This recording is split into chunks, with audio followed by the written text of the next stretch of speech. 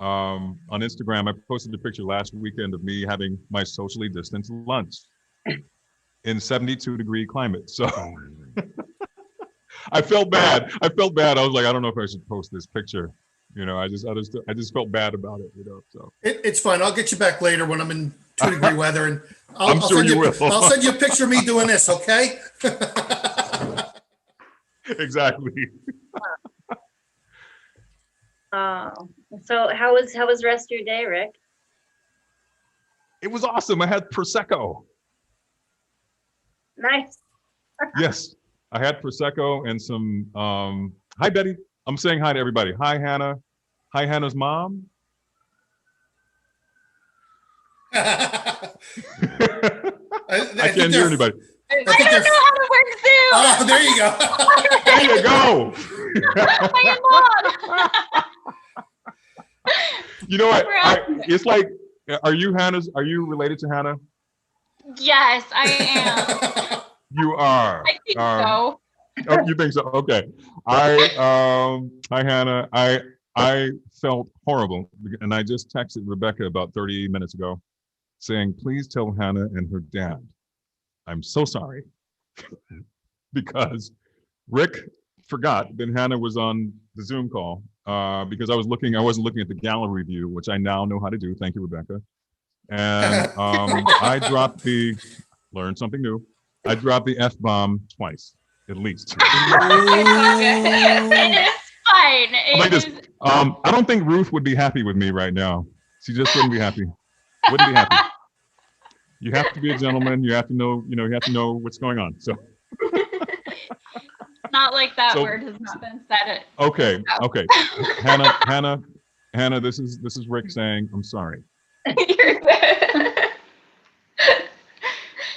You're adorable, and I wish you were just a little bit older. I'd hook you up with my nephew, but okay. A little bit older, or he was a little bit younger. If he was a little bit younger, that'd be good. How old is he? He's 19. Oh, is he? Yeah. She's like, yeah, that's okay though. That's okay though. Okay, yeah. Yeah. He's 19, but he thinks he's 20. 9, 28. Oh yeah, of course. Yeah, exactly. Of course. Oh my goodness. So yeah, I mean, I think everyone who's on now, minus 2 people, have been on for a long period of time with us. Betty. Yeah, Katie's here. Yes, Betty, Katie. Let's see, Katie. Katie is here. Hi, Katie. How are you? God, it's been a minute, huh? It's been a few years. How have you been? I've been as well as anyone could be, Exactly. Yeah. Always good to see Betty. I noticed your Batman mask earlier, and I thought it was so cool, and I wanted to ask you, how can I get one? I'll send you the link. You might have to wait a couple of 3 weeks to get it because it comes from overseas. Okay, got you, right. It in Austria. Okay. I was on Pinterest. But I lost my first one, and I was so devastated. I lost it on New Year's Eve. Oh. Yeah, well, we went out to go to a dessert bar for New Year's, and when I got out of the bar, it fell down on the ground, and I didn't notice it until much later. Oh. It suits you. It suits you really well. That's my nickname. Jason really gave me the nickname Batman. Yeah. Him and Mitch. It's you. Hoffman. Yeah. Our friend Mitch. Yeah. Yeah. And I noticed that my man Ken, dog rescuer 1960. Man, hi, bro. What's going on? Give me a hug. Come here, give me a hug, man. What's going on, Rick? Brother, thank you so much. I got the You Duchess guys. with me. Oh my God.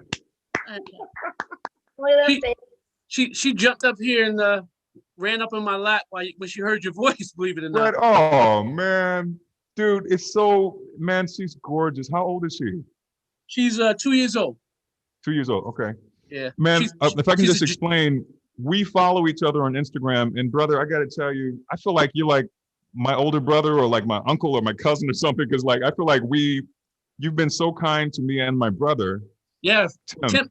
Tim said he wants to come down when everything gets over. So if you want to, you're more than welcome. I got He told me, man.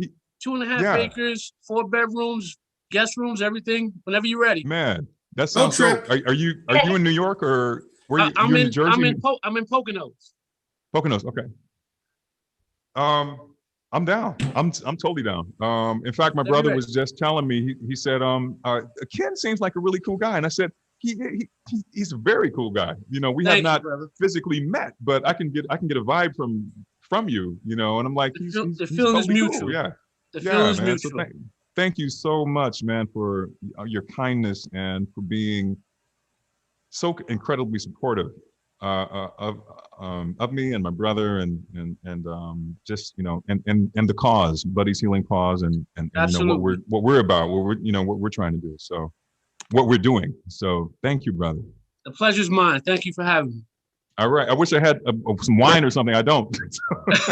I actually gave it up for Lent, believe it or not. Okay, good. What? Especially now. I know, right? Oh, dude. Much respect. Much respect. Thank you. So now I want to ask, Ken, it says dog rescuer. I'm sure I know this and I'm sure it's been mentioned, but I've been on this since like early this morning. So my brain is a little fried. Can you hold on 1 second? She's whining. I think she wants to rant real quick. Don't go anywhere. Go for it. I am completely. I think you lost him at brain fried. I'm not sure. Yeah. Rebecca, my apologies. Okay, go ahead. Sorry. I was getting you. So you rescue animals? You rescue dogs? Yeah, I explained to Tim, Rick's brother, because he asked me the same thing. He said, you know, how did I go about it? Getting the name. One of my friends has a kennel, and we started rescuing pit bulls. My first pit bull I had at the age of 14. Wow. One of the smartest dogs. I love my Jack Russell, but that pit bull was like my son. At the time, I was a young teenager. I didn't have any children at the time, so I kind of like clung to my dog there. We meshed together. We bonded. I mean, something believable. It got a bad rep, so we started actually rescuing pit bulls. And now what he does is he trains pit bulls to do Schutzen. So if you're familiar with Schutzen, you can do obedience and all that. The same thing you see on television when a dog heals and everything's in German. It's strictly by the book. So we started that, and then they want to say, hey, that's the dog rescuer. So that name kind of stuck with me. So I still help him from time to time. Amazing. He still has the kennel. It's in Rockaway, New Jersey. Oh, wow. Okay. Wow. I love that. That's so cool. It's so cool. Thank you. I keep thinking that you might know Cesar Milan or somebody. Like, I don't know. No, I wish. He's way up here, man. I'm like, he's way up here. Man, that's wonderful what you do, man. God bless you guys. Brother. Thank you. Of course, bro. Of course. Yeah, Rick, you were gonna say something before? Rick. You were gonna say something before. You said my name before. I have no idea, my friend. I have no idea. I was going to tell you that you look exceptionally gorgeous. How about that? I'm so glad I asked you what you were going to say. But you always look exceptionally gorgeous. Oh, well, thank you. My goal is I'm trying to make you blush. I'm working on it. Just give me 10 minutes. I'll figure it out. All right. Yeah. I got to admit, though, when your dad came on, I was like, wow, how can I make him laugh?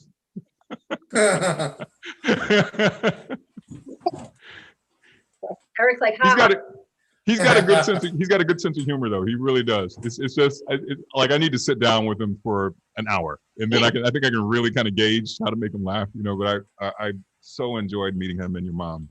Yeah, well, my sister's on and off every so often. She's been on and off today. So okay, cool. Please tell her I said hello. I will. She might pop in. I see her name still on the screen. Her voice echoes every now and again. So we had a really nice concert before, which was it was with James's son, right? Yeah, Sullivan. Yeah. There he is. Hey. Yeah. Hear us? There's the man. Hi, Duke. How are you? I'm good, thanks. How is everybody? Wonderful. I miss you. Oh, thanks. I miss you too. I'm a little late because I was trying to put a self-tape together for The Good Doctor, and things weren't going well to my satisfaction. So I'll have to take it up again later. No worries, no worries. So All this good, is man. All good. Rick is joining us Hi, as- Rick. Hey, man. It's a pleasure to meet you. It's a pleasure Nice to to meet you again. virtually meet you, meet you. You know, meet you. Oh, Oh my God. There's his that Instagram beauty. is flooded with pictures of this gorgeous. This cat is everywhere, and I love it. What's the cat's Which- name? Natalia, Oh yeah. Ah, gorgeous, beautiful. How Um, old is she? she's about almost 2. Almost 2? Yeah. Almost 2. She has an asthma problem, so I've had to learn how to put the inhaler on her wow. twice a day. Yeah. But all's good. She's beautiful, man. How does she take to that? Is she better at it or getting used to it? She's starting to get used to it. It was a struggle in the beginning, but now she's getting better. Well, she'll just sit. Oh, she's trying to touch the screen. She was hitting Eric. Virtual world with an animal. Yeah. Yes. Oh, I love it. So what have you guys been talking about all day? Animals. Yeah. Rebecca's beauty. Yep. No, I'll get it to blush, Rick. Huh? You did what? our pets and you know, animals, and we had a couple of panels earlier talking about how animals are in terms of when you're filming, doing television or movies, or doing a Zoom. That was perfect. You know, and you know, just how I guess important animals are in our lives. And how they've, you know, they become part of your family. As everyone here pretty much knows, except for Edwin. We're gonna get you to maybe get a little puppy or a kitten one day. I have my wild hawks in the backyard. So, Um, sorry, go ahead. no, go ahead. I hope you guys don't mind. When is it? I live downtown LA. I caught the Uber into Hollywood. It's just 5 miles away, if that, maybe 4.5 miles. But traffic is crazy, as it always is in LA, even now during this ongoing pandemic. I sat down to eat. I had a glass of wine. I had 2 glasses of Prosecco. And then I'm sitting there waiting for my spaghetti to arrive. It never arrived. So I think they forgot my order. So they said, "Oh, we're so sorry." And then, I said, "It's okay. I got to go." I love. They're really nice. I love them. I see them like every weekend, the waiters. And so all I got to eat was today is this cupcake. That's it. So I'm a little wired from Prosecco, Starbucks, and the Pinot Noir, and this cupcake. So forgive me for whatever I say for the next 22 minutes. It's just going to be a random stream of consciousness. I have no idea what's going to come out of my mouth. I'm just happy everybody's here. But it's Healthy not diet. a velvet cupcake. Yeah. They didn't have any red velvet. It's a health. They It's a did health not diet. have, huh? It's a health diet. Health diet. Exactly. I was like this, come on. It's a vegan cupcake. Okay, that's cool. But they ran out of red velvet on February 14th. What? Of course. So they were just like, "I'm so sorry, sir. We know you love red velvet," because I go there every weekend. But this is the second, they said this is the second best. It's just like a pink velvet. It's like I don't know what that is. It's pretty, but it ain't red velvet. Yeah. So forgive me. So considering we have Eric on the Zoom, I'm gonna have Edwin kind of open up the floor to questions for the 2 of you. Sorry, you mentioned Eric and you said open up, and I thought you were going to talk about worms. So Hey, I've taken care of that. That's already been taken care of. Yeah. And I'm gonna turn it over to Edwin to kind of, Well, now I've got to tell the worm story. Last week, I was trying to get Eric involved on Buddies, and Rebecca wrote me and she said, I thought he had work, and work auto-corrected to worms. So, Oh, goodness we had gracious. this Yeah. ongoing joke about Eric having worms. So needless to say, I gotta clean my Well- carpets now. So, but Yeah. anyway, so when I heard you were going to be on tonight, Doug, I was like ecstatic because I've looked at your body of work and like it's amazing, all the shows that you've been on, and I saw you were most recently in The Stand, and I'm like a couple of episodes behind on it. Were you Mm. were you in like multiple Great show. episodes, or did he hear me? Can you hear me? Oh. We have, can you hear us? I don't think he can hear us. Ah, I don't think he can hear us. I don't Should think we so. text him? Can you send him a message or something? Or- Doug? Can you hear us? I'm guessing not. He's not answering. Here we go. I'm trying the chat now. I'm just switching. Cat turned something off. Can you hear us? Rocket Man.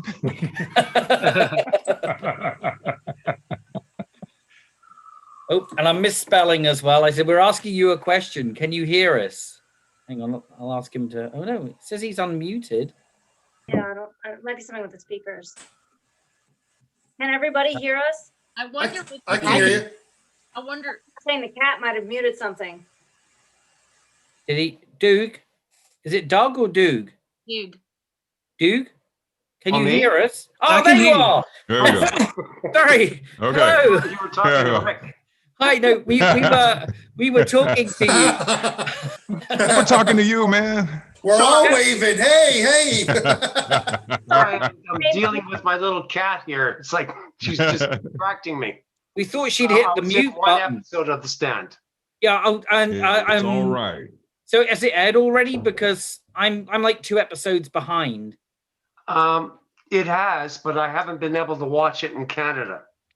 Oh, Okay. right. I don't get that station. Right. Oh, okay, gotcha. But I did have some techie guy send me the first episode, so I saw what I did, Oh, but superb. nothing else. I recognized you from other work, but yeah, when I saw you were in The Stand, I was like, damn, I'm 2 episodes behind, so I've got to catch up.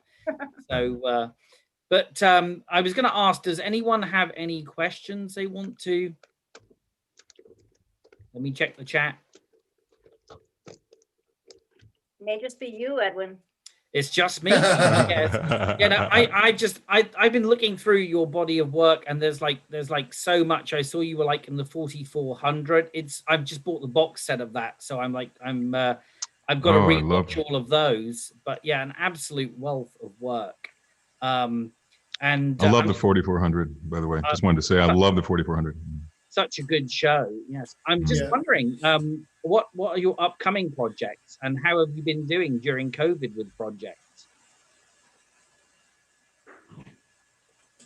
Can he hear me? I don't think he can hear me. I played Yeah, we're good. Okay. a real life We can hear thing you. with Nia Vardalos called Poison Love. Oh wow! But it's only aired in the U.S. It hasn't aired in Canada yet. And I play the DA. Oh, Nice. superb. That's a recurring role. No, it was a movie of the week. Oh wow! Oh, okay. And was that filmed? Nice. Was that filmed like prior to COVID lockdown, or? Just prior, yes. It was filmed in November before COVID really hit in February. Right. And have you filmed anything since? Like, because I know some productions are starting back up. You're situated in Canada, are you?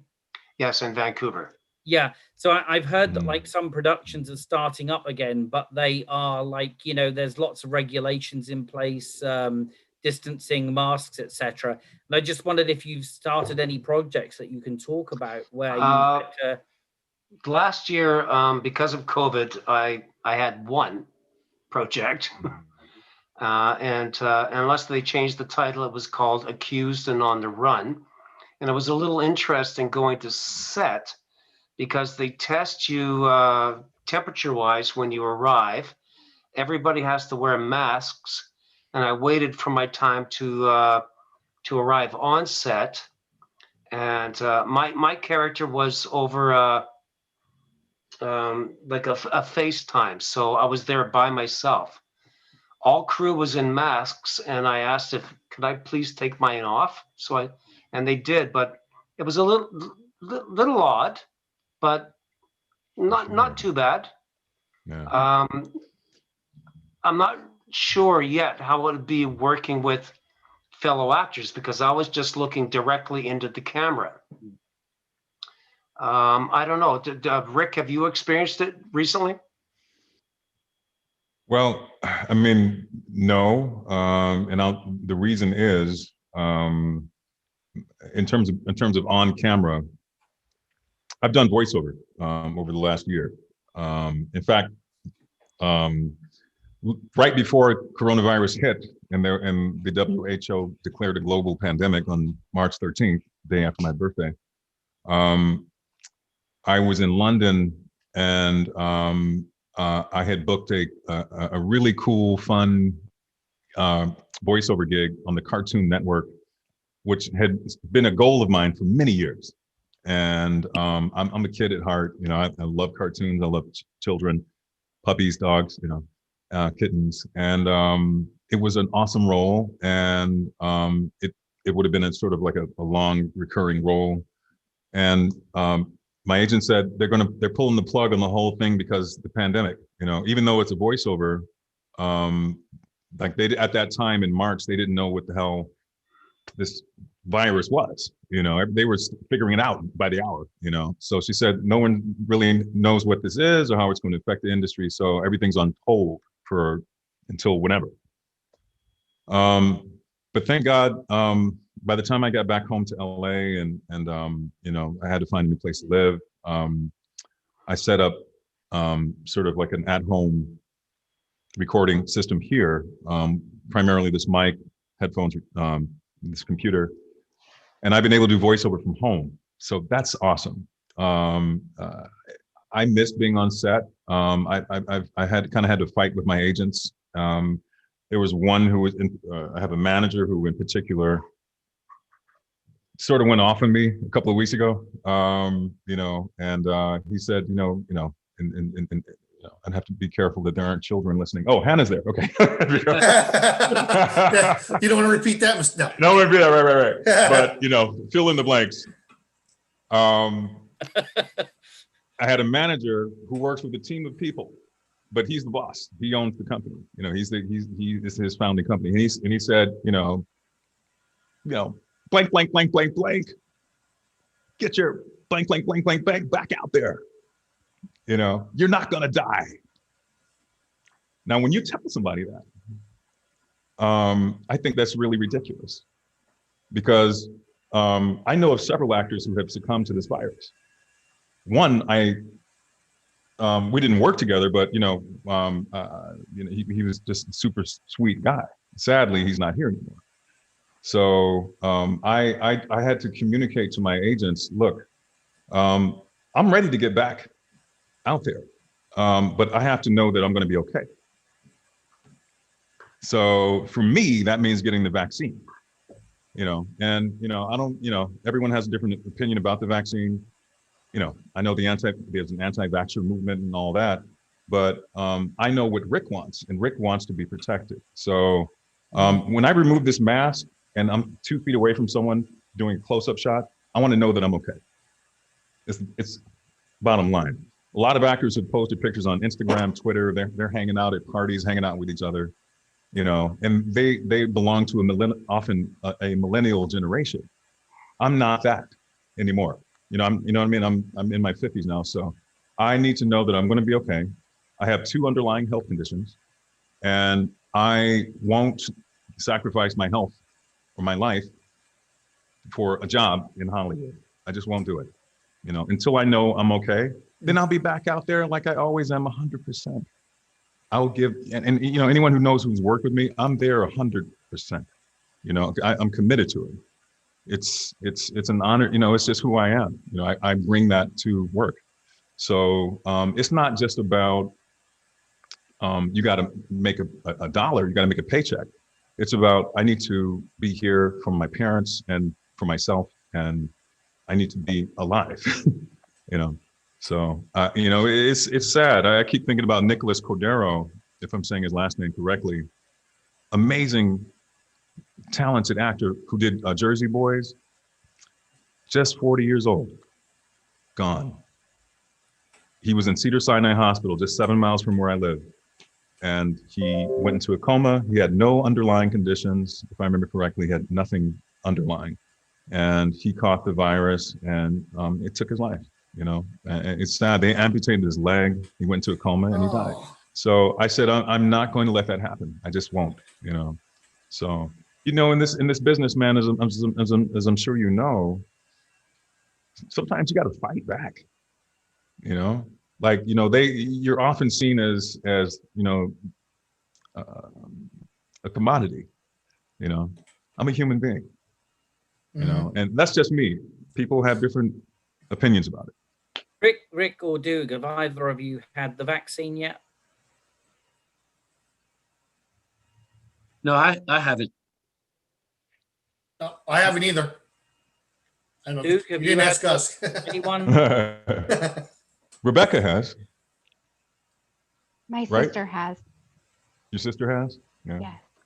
Yeah. I have a day job where I work with seniors in recreation, and I still haven't had my shot yet. Neither have they. They're Right. doing all of the long-term care first, just the general elderly afterwards. Right. Wow. That's the same thing they did in New York too. I Mhm. work in a pharmacy. I just got my first dose last week. Oh, they're giving it to you now. Yeah. Oh, fantastic. Yeah. That's great. They were going to have you vaccinating and you weren't vaccinated, right? Exactly. Yeah. Yeah. Close that barn door and after, you know, yeah. So I guess before all this hit, Doug, had you ever done any conventions like Rick has done? Have you ever attended any like, you know, pop culture expos or conventions where you meet fans? You've been in so many television shows. You must have a fan following. So I wondered if you'd done any of those. Rick has disappeared. There he is. I dropped some cake on the floor. 5-second rule. Yeah, exactly.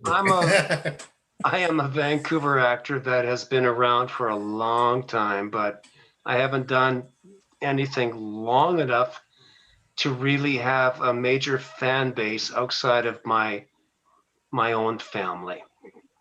Oh, well, trust me, in the fan world, that does not matter because you have been, for example, you've been in an episode of Supernatural. There are Supernatural fans here. Oh, they will hinge on your every word about the episode. That's right. Please tell us more. Because I want to know. I want to know. Yeah, please tell us more. The only thing I can remember, because that was a few years ago, and 2013, yeah, is that I was a little intimidated at first because my scene was with both of the brothers, and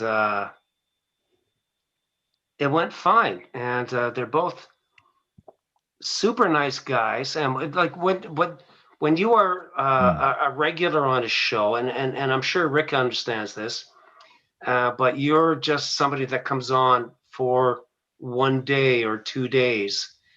Everybody else knows each other, and you are just kind of stepping in, and they treated me so well and so respectfully, and I felt comfortable.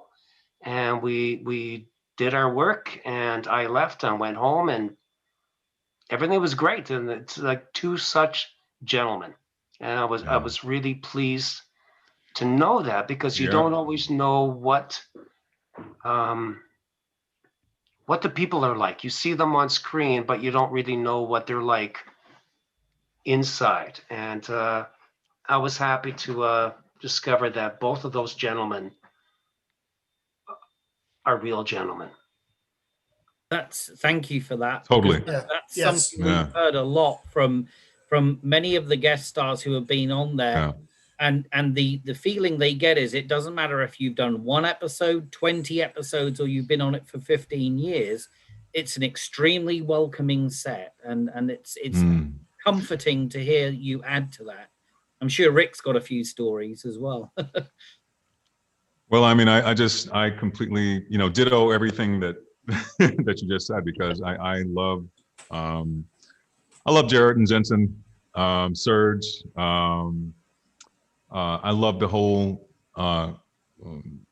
experience of a crew that returns and has returned year after year after year after year. When you have a crew that returns year after year, man, they're doing something right, Yeah. And they enjoy their job. They enjoy their working environment. They enjoy their colleagues. That's important, Sometimes you do a show and then you go to season, if you're blessed and lucky enough to go to, a following season, and then there's 50% of the people are new, that means that 50% of the people weren't happy previous year. So, you know what I mean? So Supernatural, they're doing it right. And I applaud all of them for being able to understand that and to appreciate what they have, So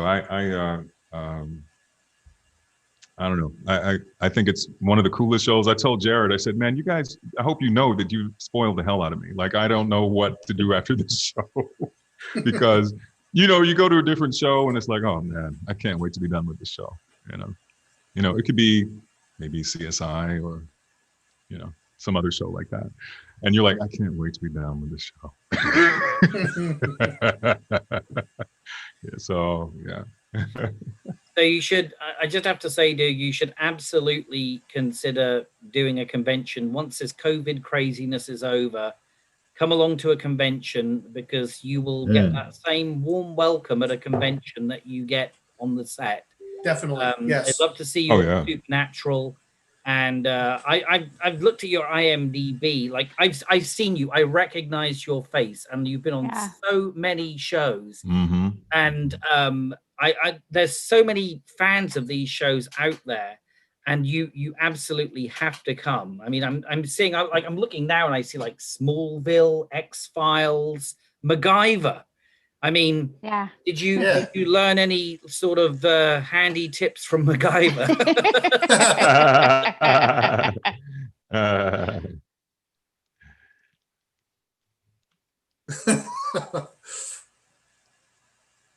No handy tips from MacGyver? Must be like a delay or Sorry? Was that all? Did you learn any? No, this is all for you, brother. Did you learn? Edwin said, did you learn any handy tips from MacGyver? MacGyver. Oh, geez, I was in it twice. Way back when I was a much younger man. Did I learn any tips? My wife would say no. I have a trouble putting up a hummingbird feeder. You can use duct tape for anything. That's a red green thing. Are you Canadian? No. You should be. And then you're supposed to put the R afterwards, Now,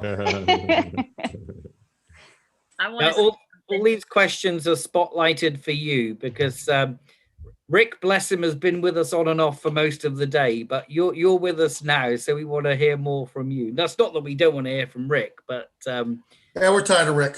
No. No, I'm kidding. No, I'm kidding. Eric. I'm kidding. I'm Never kidding. say that. Love Rick. Rick's going to sleep. Good night. No, love Rick. No. I just wondered, like, has there ever been any television show that you've appeared on where you have thought to yourself, like, yes, I really love this show and I really want to appear on it? Or is it just like, you know, it's a job? It's a very good question. Because I mean, like, if I was an actor and I was appearing on things like CSI or Law and Order, that would be fine, you know, and I do it, it's my job. If I landed a role on Star Trek, I would just be geeking out, like, internally. Yeah, you wrote Rick up. Yeah, while trying to do my job. And I just wondered if you'd ever been in that position.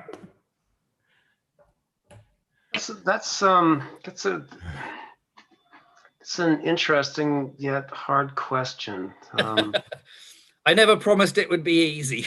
Yeah. Goodness, Edwin, goodness gracious.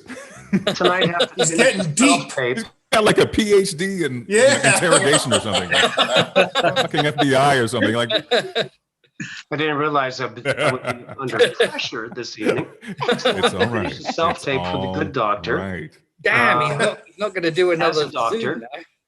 And I love that show. I don't know how to answer that because every actor wants to have a role that they can really connect with, that seems to have a message or in a project that they believe in. I don't know. I don't know how to answer that one. Okay, Rick, what about you?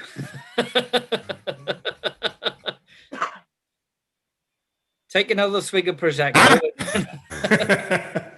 What's the question? I'm sorry. Oh, no. Have you ever landed a role in a show? Hang on, I'm going to do the rest of the whole day in Spanish. There we go. ¿Qué es la pregunta, por favor? Me encantaría hablar español contigo.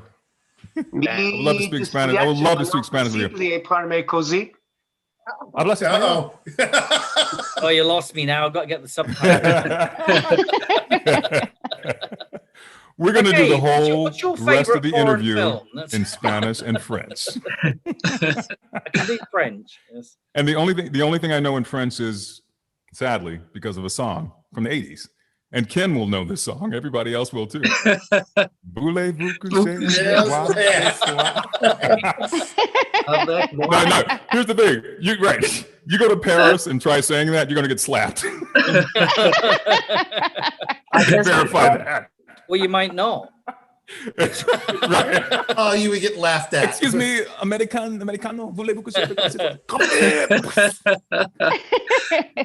We have a question from Betty. Go ahead, Betty. Betty. Go ahead. Dude, can you hear me? Yes, I can. I want to say thank you so much for you and for Rick to come to Vancouver's meet and greet where you two got to meet each other for the first time. I know that was hard for you to do, but I'm as you could tell on this, I'm a little bit of a shy individual. I'm not outgoing, and you continually led me around with your hand and forced me to step out of my comfort zone. So thank you. the biggest thing Duke ever said was, people don't tell you no, do they? Betty, first of all, thank you for organizing that. You're awesome. You know you are. And I'll keep telling you that. I remember, I think I had just gotten off set from The Magicians, and had to take Buddy out for a walk and change and get, freshened up. Then I came to the hotel. I was pretty wiped out, but I was so happy to see you. And you were so nice to both of us. And yes, you did introduce us. And I was like, I know we met before, and that's where it was. Yep. Yeah. So Yeah, Betty, what was the Vancouver meet and greet? Well, it started off about 5 years ago. Jason Fisher was doing a Ask Me Anything on Twitter. And so I'm like, oh, well, I'm going to be going to Vancouver for the first time. I want to go do pub crawls. What's a great place to go? Yeah. And then he kicked that can down the road about 3 or 4 months. And then somebody popped into another one of his sessions. And they asked him, so are we going to do a pub crawl? He goes, yeah, see Betty for the pub crawl. Yes. Talk to Betty. Go to Betty. Yeah. I go, watch this. So it's an annual thing. And then it just turned into a meet and greet because a lot of those places there are so horribly expensive. They wanted $1,000 retainers, guarantees of Oh my God. amount of dollars. That's crazy. That's And so we ended up, with the hotel with the meet and greet. So we just did it in one of the little restaurants there, and a bunch of people. And basically what we did is I sold tickets to everybody that wanted to come. And then I took that money and then I turned it into food and booze, or drinks or whatever, coffee, tea, whatever anybody wanted for the whole group. It was so much fun. like it was really just great. Yeah. Like you are just, man, like it was just wonderful. It was perfect.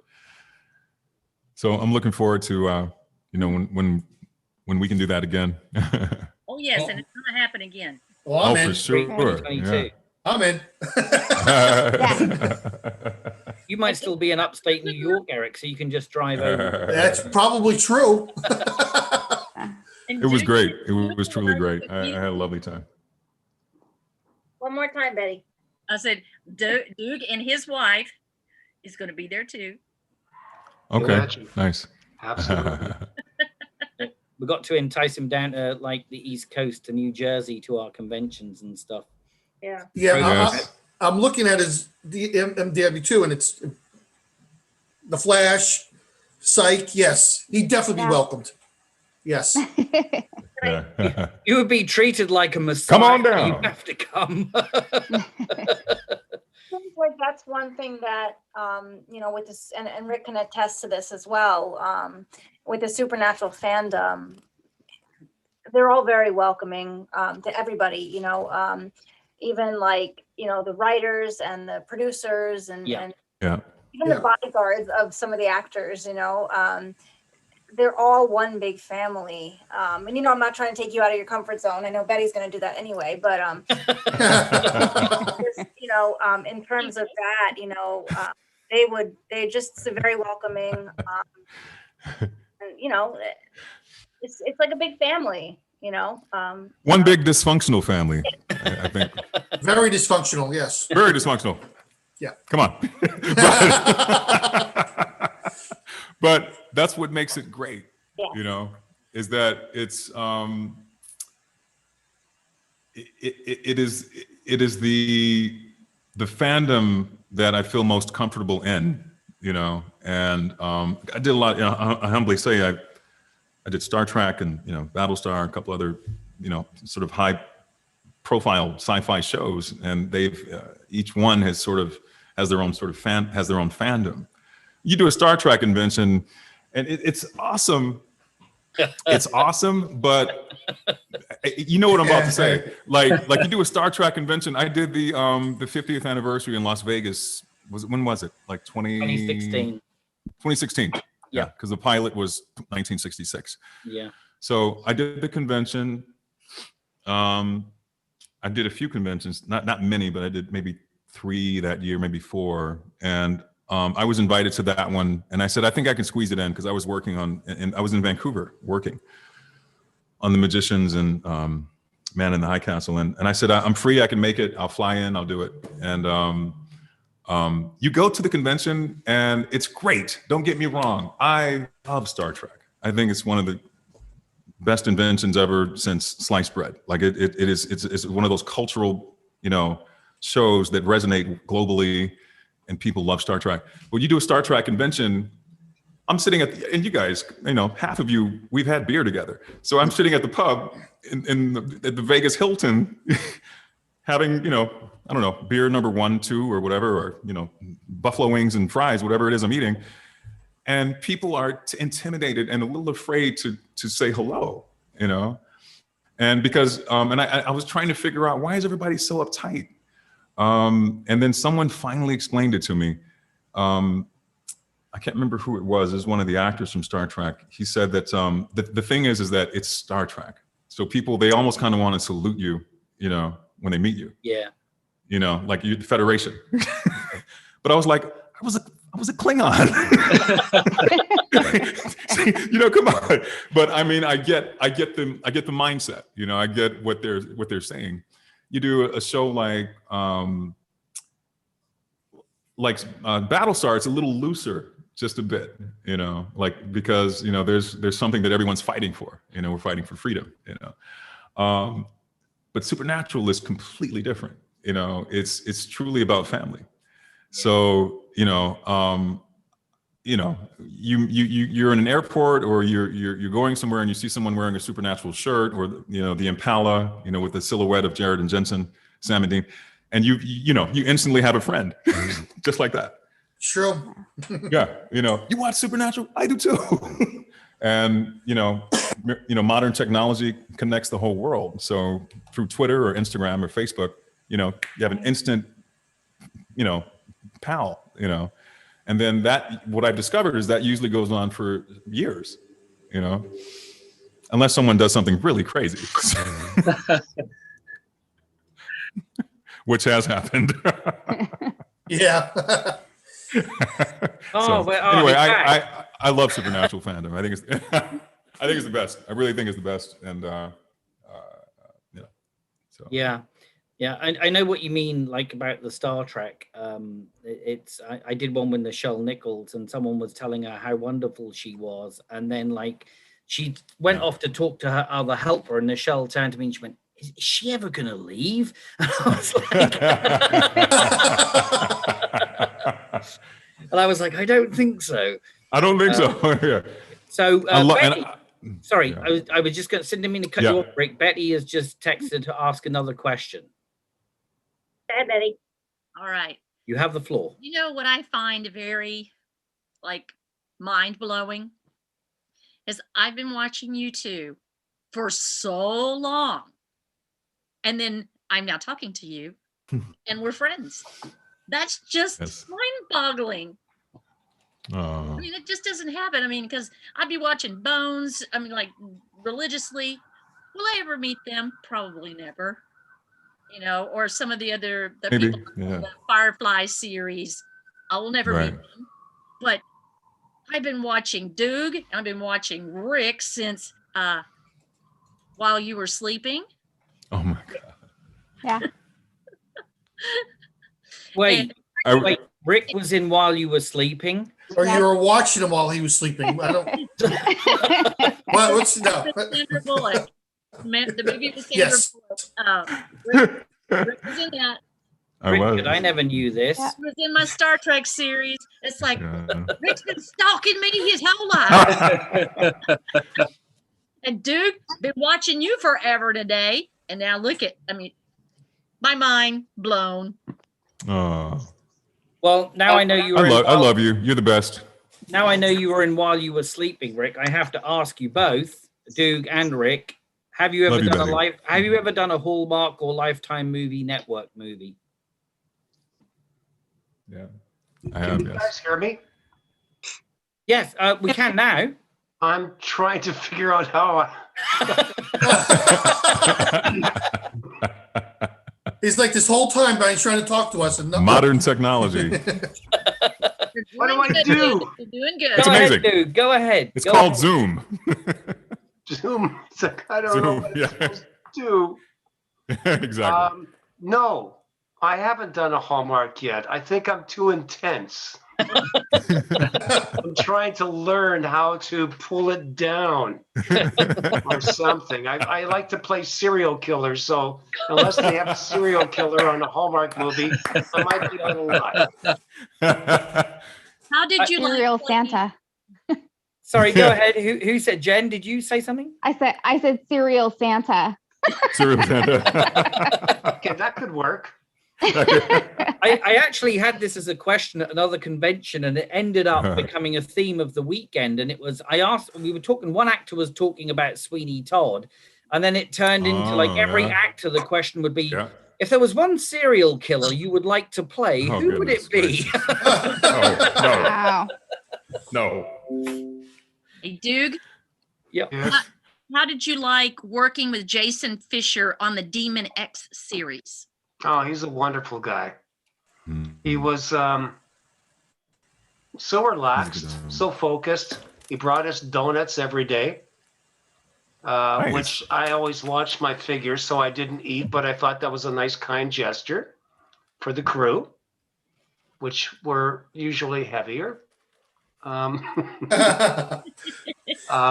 No, it was really nice. It was a good experience. I really liked that role. Well, you did it very well. Thank you very much. And could you I gotta teach do me some how to get my viewing. face back on? How to what? I don't know how to get my face back on here. Your face is on. Oh, well. Anyways, I'll just look at you guys. No, we Can you see me or just hear me? Yep. We No, can see we you. can see. Oh, okay. Good. All right. I don't need to see me. He needs to learn about gallery mode. You look great, by the way. Thank you, Rick. Ken Dog You're welcome. One, you had a question for Rick? Yeah, hey, Rick, did I hear you correct when you said you like red velvet cake? Hell yes. All right. I don't want to rub it in, but my birthday was February 14th. Oh! Look at that. Aw. My Valentine's baby. That's my red velvet cake. Can you see it? Yes, I can see that. Oh my goodness. Dude, man, I wish we had been friends like a year ago. I'd be like, hey, I'm on the plane with the mask, K95 mask. I'm heading east. I still have tons of it left over, believe it or not. It was huge. Wow. You made it? You made it yourself? No, we ordered that. Was it good? Oh, man, it was delicious. You Man, see it looks like piece just of it a out? picture of heaven. Heaven. I didn't want to rub it in, but but Ken, you did rub it in. So, I don't know when it started. My obsession with red velvet cake. It started with cupcakes. I love cupcakes, but probably 10 years ago, me and Buddy were on the road. We were heading to San Diego or something, and I was like, "Oh, there's a Sprinkles cupcakes." I'll pull over. I ordered like a 6-pack or something, and I remember the lady said, "You want red velvet?" I said, "Yeah, I think so." Yeah. Man, That was it. Okay, took me to a different zone. And it's funny. I was talking to my mom. My mom lives in Tulsa, Oklahoma. She's born and raised in Oklahoma, and that's where she lives now. She got her vaccine last week. She's getting the second one this week, so I'm really happy about that. But I was saying, Mom, what is this? My obsession with red velvet. She says, "Oh, honey, you get that from me. That's my favorite flavor." I'm like, that makes sense. Makes sense to me. So it's a Southern cake, really. You know? Yes. And it's the cream cheese topping and the red. So the delicious. red, and it's just decadent and delicious, and it just looks fabulous. And if I ever get married, that will be the cake for sure. Yeah. Thank you, Even if Rick. she doesn't like it, even if she doesn't like it, it's going to be the cake for me. So, Thank you, Rick. I'm like, drooling. baby, you can have your cake. now. I can have mine. I made over Christmas, I made red velvet mini macaroons Ooh, with an eggnog buttercream. And it's a homemade eggnog buttercream. So I make the buttercream from scratch. Yeah. Wow. It was So delicious. It sounds delicious. Yeah. It was good. It's the kind of thing that like it's great, but it's great if you have it every now and then, not right. Yes. Okay, guys. I Wait, just have to. It's top of the hour now, and we do have Andrew and Jonathan coming on, so you're all welcome to stay and hang out. Doug, Rick, you're welcome to stay and hang out, and they are now going to be joining us. Becca, do you wanna? Edwin, before we bring them on, I've been trying to squeeze this in. Oh, go ahead. While I have time to do this. These magicians cards are up for auction. I have them right here. I posted a picture on Instagram, and someone asked me if they are tarot cards. I can tell you that they're custom made from NBC for the cast, and they're really cool. So I don't know if you can see that. Ooh. Yeah. Wow. So these are up for auction. I'm going to let Rebecca set the bidding price. I have no idea how to do that. So I'll take care of it. okay. So if anyone's watching right now live on YouTube, or if you go to my Instagram page, these are up for auction. And I will happily get these sent by FedEx to whoever is the happy winner, lucky winner. That'll be me. Okay. Our- Yeah. So just to let you know. Yeah. And everybody else, we've made our next guests. Jonathan and Andrew have both messaged me saying they want some red velvet cupcakes as well. And here they are. Red velvet. Coming your way. Eat me. Andrew, come on visual now. Don't be shy. There he is. There he is. Guys. I'm going to say goodbye. I may pop back on one more time, but guys, welcome. Thank you so much for being here. And Ken, everybody, thank you so much. Betty, you know I love you. Hannah, Mom. Cheers, Rick. Rick, And, great seeing you again, buddy. Always good to see you, Eric. Always good to see you. And it's been a pleasure. Katie, Edwin, Farida, Betty, Eric, everybody. Okay. And Duke, thank you, Duke. And you are welcome Yes. to stay with us and hang out should you wish. Very welcome to stay. Pleasure meeting you, dude. Yes. Yep. Yeah, it's a and we'll see you again. pleasure meeting you, Doug. And Yes. I really hope we can get a chance to work together, man. I feel like that is possible for us. So I really hope so. Got to come to the conventions. Okay, that's it. Thank you. Okay, bye-bye. Thank you. Well, hello. Hi. Hello. Hi. Thanks for being here. What's up, guys? How we all doing? Hi. Good. I want some fucking red velvet cake right now. For real. They just kept talking about the red velvet. I'm just sitting here, and why do you think I had to turn the camera off? I'm just like, Drooling, huh? I can see the drool still here on the side of your face. oh, I missed that. Okay. I love your guys' setup. Like you both have these like extra professional setups. Like What's up, Verge? Very cool. What up, Jonathan? How you doing, buddy? I'm all right. I have good news about this setup, actually. The microphone of my dreams just appeared on a listserv that I work with a bunch of old public radio people, and it's not particularly, like as microphones go.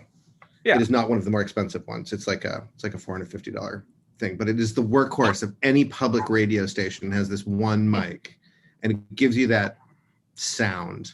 Gravitas. Yeah, right. You can sound like Terry Gross or Linda Wertheimer or any one of those awesome people. And that this is actually the field version of the same mic. And then this guy was selling it for $360. No And kidding. I happened to be the guy that went in there and got there at the right time. And I am so happy. It actually turned my weekend around. Nice. so All of the people are making me angry this week. let me give you guys an official introduction. Right, that. Like everybody else got. I know you're cool enough that everybody probably knows who you are, but let me just so you can get the same treatment. Jonathan is here. Jonathan Woodward from Buffy, Angel, and Firefly, the trifecta. And then and then we have Andrew Furchlin from Buffy. He was the anointed one in first and second season, right? That's right. Or also known as the annoying one. I think more people, I think these days, more people No. agree that that's the right answer, but No. No, not at all. I was No, gonna actually, go with Andrew, that, I but thought that was your character name for a very, very long time. That it was written in as the annoying one. it became that way. That's funny. So yeah, they're here to chat with us, and I appreciate you guys being here. Oh, my Dealing with all pleasure. the Yeah, thank text you. messages and emails and It's so great. Yeah. It's so I'm great. easy. Just tell me where to show up. Tell me there's red velvet cake and I'm there. That's, First, is that a gaming chair? Is that like a full-on gaming chair that like does it vibrations? makes me better, is what it does. I'm actually much better because I have one. No, I'm just it is, but no. I'm still trash at everything, but that's Can how you it is. just tell me like go through the steps in your head? I haven't bought a lot of furniture in my life. I just want to preface this by saying, like, I am not trying to, throw you under the bus or anything. And I remember I had to buy this lousy chair that I'm sitting in. It literally took me 4 months until I was just so pissed off, and I had to have knee surgery. And that's why I finally just was like, fine, that chair. Yeah. But I'm really interested to know what the steps are psychologically before you're like, I'm getting the fucking chair. I'm getting the chair. You know what it was? I blame COVID. That's pretty much what it was. And it's a cheap chair. I mean, let's be fair. Like this isn't something. If I destroy this chair, I'm not going to be sad about it. I'll just go buy another one. And these chairs are not. I mean, let me put it this way. They're all built the same, and some cost $400 and some cost $50. But they literally probably all come from the same place. And right, so it's for like me, mattresses. It's exactly they're all the same mattress. Name brand. Yeah. You get it at IKEA, you buy it at the mattress store, it's the same thing. Right. And so pandemic happened. And for me, I've always, what am I going to do? I'm a creative guy. I'm kind of trapped in my house like everyone. And I was like, I can sit down and write, which would actually be very productive, or I can play video games. And that's that's what I chose to do for my year. What will benefit my career? Well, probably not playing Call of Duty, but yeah. That's not a man answer at all. No, exactly. And so I bought the damn gaming chair. And I've been having fun. I've been streaming this year. That's like partly with the whole microphone setup and everything. And I find you're that on the Twitch. What do you do on Twitch? What do you Twitch? I just play games, man. I just chat with folks. That's all it is. It's for me. It's my time. Like I think when I first went into it, I was like, I want to see where this goes, and it goes where you think it goes. It's pretty much just you're playing video games in front of people, and they watch your gameplay, and sometimes they say, oh, that was good, and sometimes they say you're trash, and that's okay too. Wow. Most of the time they're right, and I enjoy it, and it's just like my time. I take. I think I went down, I think it was when I first started doing like an hour a day just for funsies. And now I think I do like one stream a week. And wow, you're talking like you're doing your training. I love that. So I got to tell you, the intimidation factor for me is grand when it comes to the idea of sitting in and let somebody watch me play Donkey Kong, because maybe it's been that long since I sat in front of a video game. That's how do you deal with how do you deal with that stress of like a 12-year-old in Ashtabula, Ohio being like, dude, you suck. Well, my favorite part is when people come in. So I play a lot of competitive. I play competitive games. So I like to play games that it doesn't mean there's no skill involved. Let's be fair. I mean, there is to a point, but I've had people come into my stream after I kill them in a competitive game to give me a hard time in the chat. I just ban them. I mean, you just kick them out. I had one guy come in. He's like, "You're cheating." I'm like, "Okay." How do you cheat in the video game? I'm like, all right, you go watch my gameplay. That was probably the best shot of the week, but hey, good on you. But it's fun. I just treat it as fun. I don't. I think there are some folks out there who take it, and rightfully so. There's some people out there who make really good money doing it. This is not my profession. It's just something I do for a good time. It's how I blow off steam, and so it's just easy for me, I guess. I've been just telling a cousin this weekend, that I don't have a hobby. And I feel like I have lots to offer, perhaps, as a gamer, including my faux leather chair, which doesn't rumble, has no inline speakers. But this doesn't rumble. It's just rumble. It's just faux leather and slightly uncomfortable if you stay in it for too many hours. Oh, fantastic! Is that like a feature? Is like after 2 hours, it's going to start poking you in the ass? It tells you to get up. It's like the Apple Watch, but for gaming. It's like it's time to stand up. Got one of those too. There's another thing that's annoying me in my life. Tap tap. It's just something that's annoying me. Tap tap. Tap tap. Oh, tap hello. tap. So we got our first question. Oh, I'll take that. Jonathan. Yeah. Jonathan, Zeno wants to know, how does it feel to play two different characters in Buffy and Angel? How does it feel? It feels like a warm cupping sensation.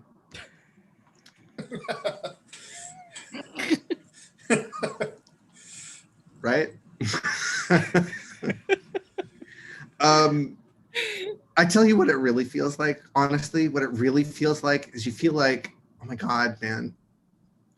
I get to do another. You're gonna let me do another one of these? Get the fuck out. You let me do one. That's weird enough. I don't believe you. I have serious imposter syndrome. That's a standard for me. But You too. Right? I mean, it's a thing. And then they're like, come here and do another. And you're like, that's funny. You don't mean it. You don't mean that. I felt like I remember that year. I remember the year that shooting Angel after having shot Firefly and Buffy, and then also traveling to Toronto to shoot something that was never anything except it did get canceled. And so Jensen Ackles was then free to do Supernatural. So I think he owes me for helping make sure that project sucked. And Morena Baccarin was his love interest in that particular thing. And I think she will be the first to tell you that she owes me nothing. Because she's Morena and phenomenal. It felt great. It's funny, your choice of words, Zeno, how does it feel? Because there's just nothing other than like sheer thrill and then panic that happens when you get to play two different characters. I guess looking back, there's also just pride, just total pride. Big week for that. Got to do a lot of reflection. I know I specifically told Crystal we should probably, and I would really prefer not to have any kind of conversation about what Joss has been, the news that he has been attracting to himself, and the awesome women that I adore and are still friends with. And I really didn't want to mention it or talk about it, but Amber said something really cool, and it reminded me that, it's great. It's great to talk about stuff. It's great to talk about stuff and be mindful of the things that we've done. It was like 25 years ago. It was a long time. I feel, like I look at those photos, Furch. I don't know. You're still young and pretty. There is this moment when you look at these things that you did and you're like, my God, there is no way I was that thin. And there's just no chance that this is what emerged from that guy over there. Of all of the different things that could have happened to my face and body since that time, this was not one that I think is fair. So I still think you both have the baby face, and like you still look, you look like you've moisturized very well over the last week. I do. Just off camera. Andrew, I think you had to grow out the facial hair, otherwise you would look just like you did in the show. So let's be fair. So my wife, every once in a while I'll shave my face. Like I just get this compulsion, just like I just gotta shave this off. Like I'm just sick of it. And this is really like, this is not pandemic level. This is me just like keeping it trim. But like this year I had it just all over. And I shaved, and my wife's like, you can never do that again. I did not marry a 12-year-old. You can never do that again. I was like, oh, okay, I can see that. Yeah. Isn't that a great moment to say, yes, you did, mommy? I just creeped myself out just then. Betty, did you have something you wanted to throw in? I did. I'm always really good at doing the, getting actors, meeting actors thing. So I thought I would introduce Jonathan and Andrew there to J. Douglas Stewart. Who is? Hello. Where'd you go? There, what up? How are you? Hey guys, I'm good. Wait a minute, that's not fair. You said J. Douglas Stewart, and that is not what his name tag says. That's messed up. This is like that man is named Diane, And I wasn't going to say a damn thing about it because that's super I rude. am not very technical. This is my wife's computer, so so be it. That's fine. I love was it. prepared to love you Diane? either direction. I don't care. All right. It's good to meet you. Zeno, thank you Okay. for turning on your camera. And I know it's always terrifying on a Sunday night at 8 p.m., but assuming you're Eastern Coast. So it's good to meet you, Diane. And thank you. Thank you, Jonathan. It's good to meet you too. Doug has been in a multitude of shows over the years. X-Files, So Stargate. you gave me nightmares in the 90s. Good to know. He's been in a ton of things. That was you. Thanks, Betty. That you're just telling them how far back I go. Yes, I was around when Wise Guy was filming, and the original MacGyver. I love that loved show. the original MacGyver. I love that show. Super adored that. I Do you know. know, my respect level for MacGyver went from like, 45, it's awesome. He knows what to do with a Leatherman. We can all agree on that. But there was one, I don't know if anybody's going to remember this episode, but he's stuck somewhere and there is this army of rapacious ants that is marching on his position. And he's got to somehow, it's like a once in a 20-year thing where you've got to, like get out of the way because the ants are coming, and it's like a piranha, like they'll devour a cow in under 10 minutes and they just swarm, and it's a horrible thing. It sounds like it's made for TV. And then, he makes some sort of rubberized suit and he manages to run all the way to the dam and open the dam and let all the water come, and it washes away all of the ants. Great. And I remember it because it freaked me out with all the ants, and they are definitely going to eat you.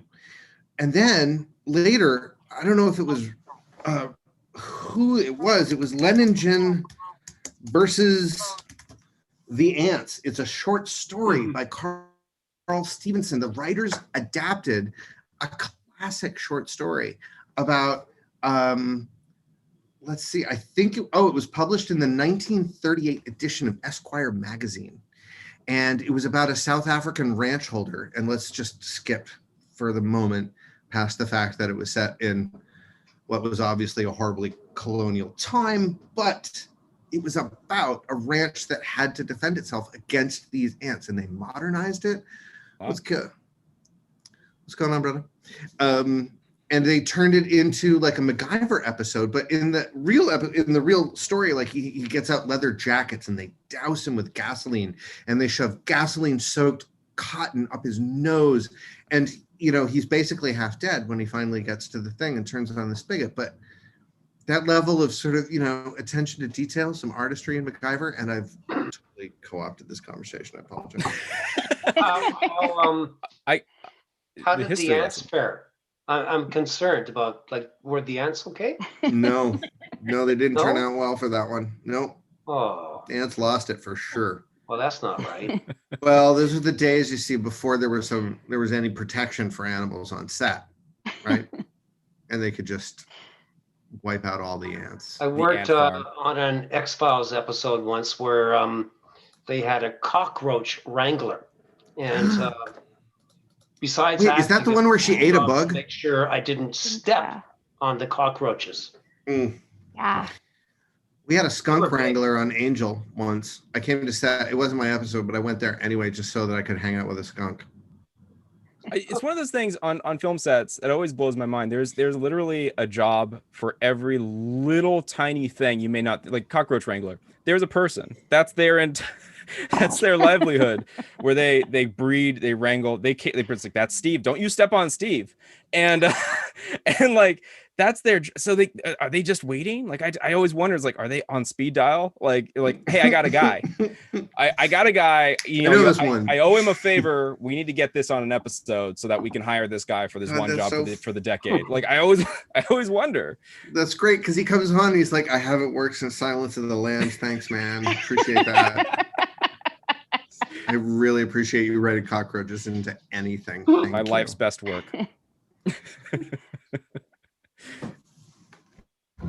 I Oh, I have a thing. Yeah. Zeno has a question, another question real quick. Ooh. What up, Zeno? Thank you so much. Good afternoon, good night, or good morning, guys. I'm actually from Algeria, calling you right now. So I just have one question for Andrew.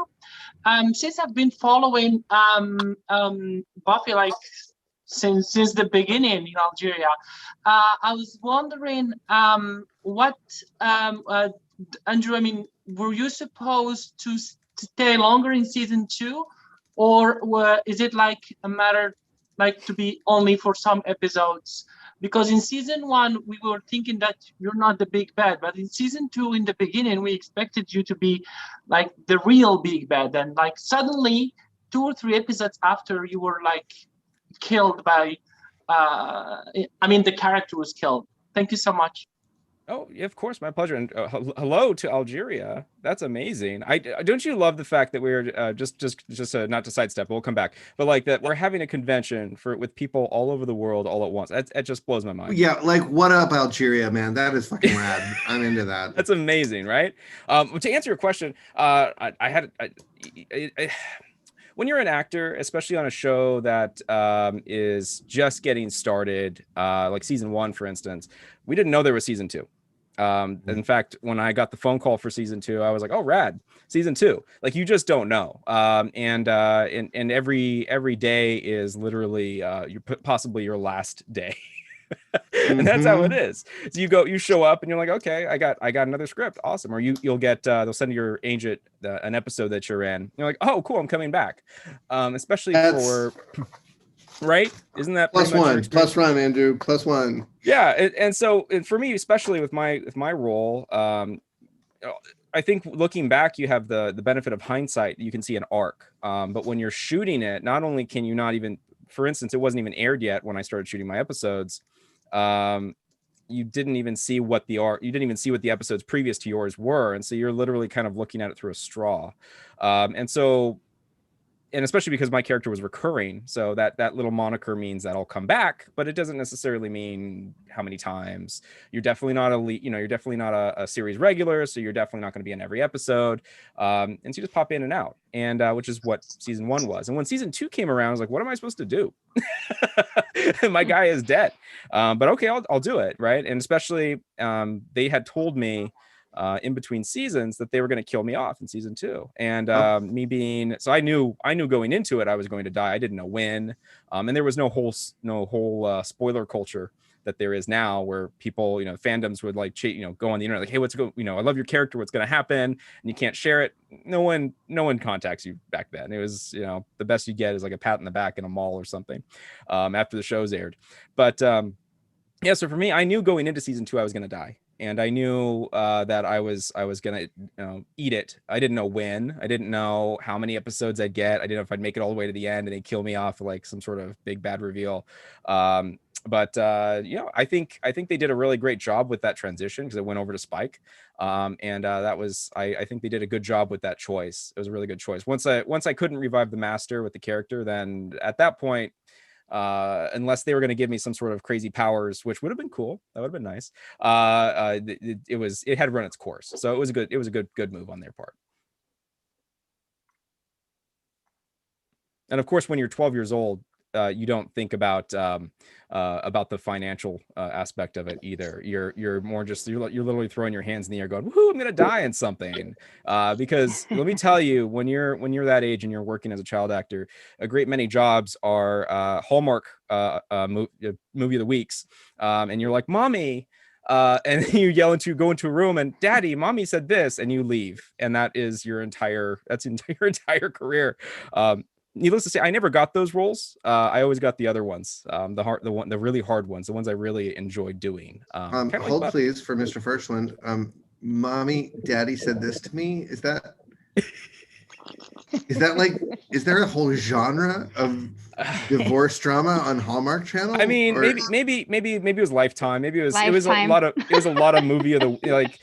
I'm gonna put it this way, guys, and this is probably something I should never say if there's any representation ever listening. I didn't throw those jobs, but I did not do well, and it wasn't that I I was doing a lot of good work at the time, and I was really enjoying the auditions that I would get to go in, and it was 6 pages or 8 pages or 9 pages, and I had to cry and yell and scream and feel and not acting is the wrong word. You had to feel it, and it was you couldn't phone those jobs in. You couldn't. You had to do good work, and those were the ones I loved, and I was getting a lot of those. But the little one-liner, kid ones, I just it didn't tickle my fancy, I guess is all I'm gonna say.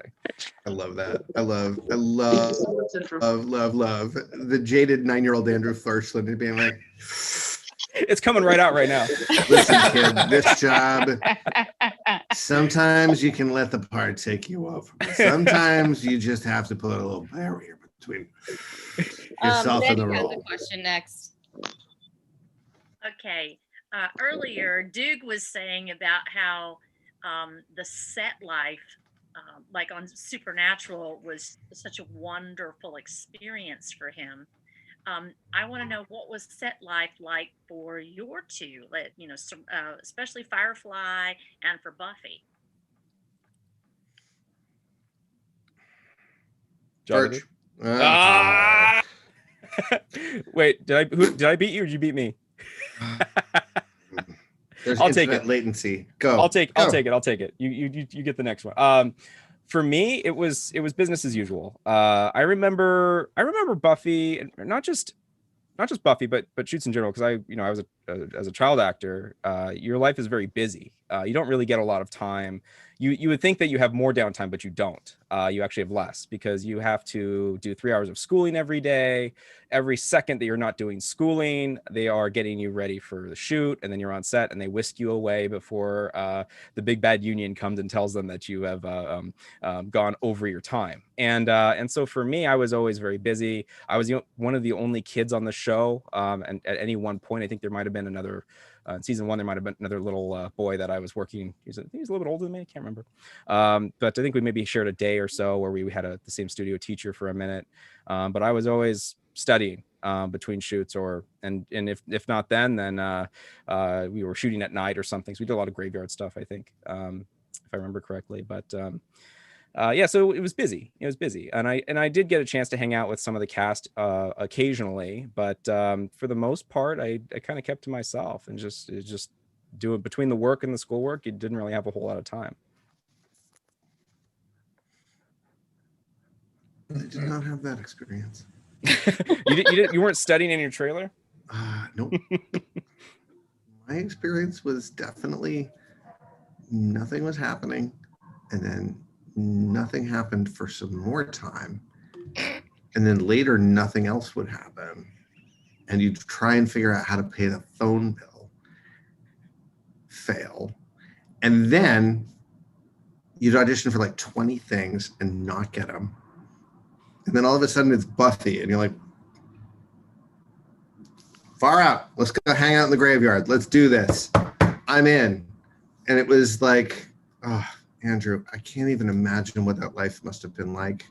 That sounds definitely not like what like life was growing up in Maine, but special. I mean, that must feel special in a way, right? Even though like I've always, absolutely. At the moments when I felt as busy as a human can be, I've always felt like, I'm really busy. Yeah, excuse me, please. There's just no way to get around that for me. How has it been as you evolve out of that? Like, you didn't have like and please stop me if this is a totally invasive question. What is it like to look back on that and wonder if you had been really into math, how it would have been different? I wonder. I was a big airplane nerd, still kind of am, to this day. In fact, I even toured the Air Force Academy because I thought about transitioning out of filmmaking and acting, and thought about just going up and being a pilot. because that's something that I always really enjoyed. And I imagine that's probably something down the road that I would have gone into, aviation or something along those lines. But then around that age, especially, that time period when I went to actually tour the Air Force Academy and hung out there for a day, which is pretty cool, by the way. That's a really cool experience. But then they tell you that you have 4 years in school, 4 years in flight school, and then so you have another 4 or 8 years, something. It's just a huge sum of service time. And I was, I think, 15 or 16 at the time, and then you work out the math and you go, I'll be 32 before I'm out. It's terrifying. And then when I went to college and I actually studied and trying to pick a major and trying to decide what you're going to do, that's also terrifying, because you realize you have to kind of, at least at the time, it seems that you have to pick a direction with your life. But when you're an actor, you are everything and nothing, all at the exact same time. And having that sort of ambiguousness was something that I very much cherished and enjoyed. No, I truly enjoyed that experience as an actor growing up. And I do wonder perhaps what that other experience would have been. And I count myself so very fortunate and so very lucky to have had that experience that I did, because there was a lot of other child actors who didn't have that experience. And I would see them frequently, and I'd see the pressure they were under, and they didn't have a good team, or their parents were pounding them, and you'd see it in the audition room. It's heartbreaking, right? I would never, if my kids wanted to do it, I'd have to really think about it, just because of that experience and seeing what the heartbreak that those other children went through. And for me, I was very fortunate. I did okay, and I worked, and I was happy, and I had a great time. And my parents were always like, if you don't want to do this anymore, let us know. And they weren't doing it like in a threatening way. If you don't want to do this anymore, it was more like, let us know what you want to if you want to continue to do this. And they were very supportive. But looking back, I didn't want to do anything else, really. And I feel very, very lucky to have fallen into something that is a very unique experience, and and sort of my life's work, so to speak. Just right off the bat. Yeah. Okay. The spot pop quiz. How many flight simulators do you have? Oh dear God. Loaded on that are in active rotation. Well, right now, I haven't been playing. I've been playing a lot of other stuff, but right now I have a Star Wars flight sim on here that came out this year, and I play the hell out of that. That's a good time, but it's not, it's super arcadey, but it's enjoyable, and I'm a huge Star Wars nerd, so it scratches that itch that has not been scratched since like mid 90s, when they actually had it wasn't Electronic Arts, it was another developer, LucasArts. They were putting these out probably on a regular basis, and they were fabulous, and then they just stopped because honestly it's a super niche market and no one ever buys them. So I remember there was one that I played for a little while where you would have to go on these bombing runs in real time and actually sit in front of your computer for 10 minutes while you flew through space. And I only remember that it really, really heightened the tension when you finally got into the engagement. And it was fucked up, man. That was just rude. So do you get to do Empire or Rebellion? Do you get to pick? Yeah, you get to pick. And for me, what do you pick? I like flying Imperial because it's more difficult. You don't have shields. I think that's probably was your experience when you were playing that game too. So you get a stray laser blast and you're done. There's no do-overs. So you have to be on point. But it's it's fun. It's a distraction. Any other gamers in here? Hands raised, please. Hands raised. You didn't disappoint me, Zeno. You didn't disappoint me. Zeno, who else? I didn't have gallery view up. I was watching first. Edwin. If Keone was up here, he'd raise his hand. We have his game room set up already in our new house. I love it. Your new house is like 3 days old. So I know. Bravo. But it's already, the game room was his first priority. Okay, first, so if you were going to help a brother out and move him into a place where he could I got an 8-year-old kid, and it's a pandemic, and I love my boy, but he's not a football star, right? So he loves this, and we are on Roblox all the time, where there is also a Star Wars flight simulator, just so we're understanding each other. I'm gonna have to grow with him on this. What's a good like gateway drug, I think is the word that I'm looking for. For yourself or for him? And yes, Either, gateway you drug know, is doesn't incredibly. I have to say, I'm completely medicating myself with gaming right now with the Ugh, pandemic and all the God, I stress feel and the Yeah. election Not me. stress and Another everything. glass of wine, Jonathan. Aside, yeah. I'm using Pinot Noir. That's one for me. No, so for yourself or for the little one? Well, I kind of think for the two of us, right? Then So I would go get a Nintendo. I mean, you're a if he doesn't- Nintendo, not an Xbox person. Yeah, well, for the age range, yeah, 8 years old. Yeah, I mean, let me put it I this way. just got him a Switch, and I'm wondering if That's it. You know, That's it. That's it. If you got a little one, absolutely. Like, I mean, I have a 7-year-old, right? She's my oldest, and I'm thinking about buying that for her. I was gonna get it for Christmas, but I was like, you know what? I don't want to hook her like I got hooked at a young age too. I felt like I had to, but he's actually in England where pandemic lockdowns, they come down and they're like, you cannot leave your house for the next 3 weeks. Oh, you mean like an actual lockdown? Lockdown. Yeah, by the actual sense of the word. Yeah. Yep. Yeah. Okay, So yeah. I think the Switch was something that we accelerated. His mom and I were like, we need a solution here. This poor guy. And so now, if he does enough of his enough of one of the more calisthenic games, then we'll buy him some Robux that he can go and I don't know.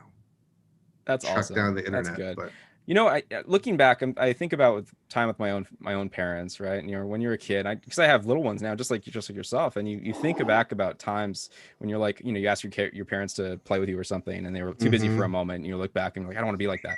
And my dad loved to fish. My dad loved to do, and I love my dad. Don't get me wrong, but like there were certain things he loved to do, and he would want to go do those activities with me. He wanted to share those activities with me, and so.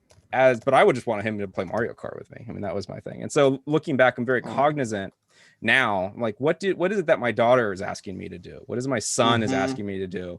And I could easily say, hey, let's go play Nintendo Switch and let's go play together with this because this is the thing that I like to do and I want to do it with you. Or alternatively, I can say, you love to paint, you love to draw. Let me sit down with you and draw. And even though that's not my favorite activity, it is yours, and so I want to share that. So, for me, I'm kind of looking at things from that perspective. But if your son loves to play games, man, get him some games. Get in there. Play some Switch. Play some Switch for sure. I need one. Is there something? Well, as I said before, he's in England, right? So Mario Kart. Get some Mario Kart going. Mario Kart. We can roll Mario Kart together, right? We can get Super that little Smash thing. Bros. Yeah. Oh, man, I am. Look at me. I'm such a nerdy fucking dad. I'm going to be like, I'm going to take a note on that. I'm going to write that Do it. down. Get some Mario Kart is wholesome, good fun. You will scream at your TV. It's enjoy. That's if I was going to get something for my daughter, it's going to be that. The other consoles, like the other stuff, like, I know what you mean. Like, oh, should I get an Xbox? Dude, if you just want to hear 13-year-olds scream into their microphone at each other, that's great. Wait for a few years for that because let me tell you, every night I'm playing, I live for the prepubescent screaming that comes over the kill cams. I live for it. But maybe that not. Is so maybe gross, not for your son. Birchland. That is absolutely disgusting. You know what it reminds me? It reminds me of. Do you remember that episode of Seinfeld where Kramer is beating up children in a karate outfit? It reminds me of that, and I live for it. That one. Rebecca had a question, real quick. Mm-hmm. Yeah, I just, well, first of all, I want to thank you guys for doing this. And I didn't get a chance to thank Duke before because there's a lot of chaos and red velvet stuff happening. So I want to say thank you to everybody who's participated today. And my question actually is for everybody, all the guests. Obviously, we're talking and conversing, and you guys are doing this for animals. And I'm just wondering, I know Duke has a cat, but what are your guys' experiences with animals? Do you both have pets? Just, curious, like, you're obviously taking time to do this, so I'm just curious, like, what brought you into this? Besides Crystal. Look at this. This is my new fella. Oh, she's so pretty. This is Augie. Come here, Augie. Come here, honey. Come on, my love. Augie. So cute. Hang on. I think this isn't working. Augie, I adopted Augie 6 weeks ago. She's a yellow lab. I think she came from Tennessee.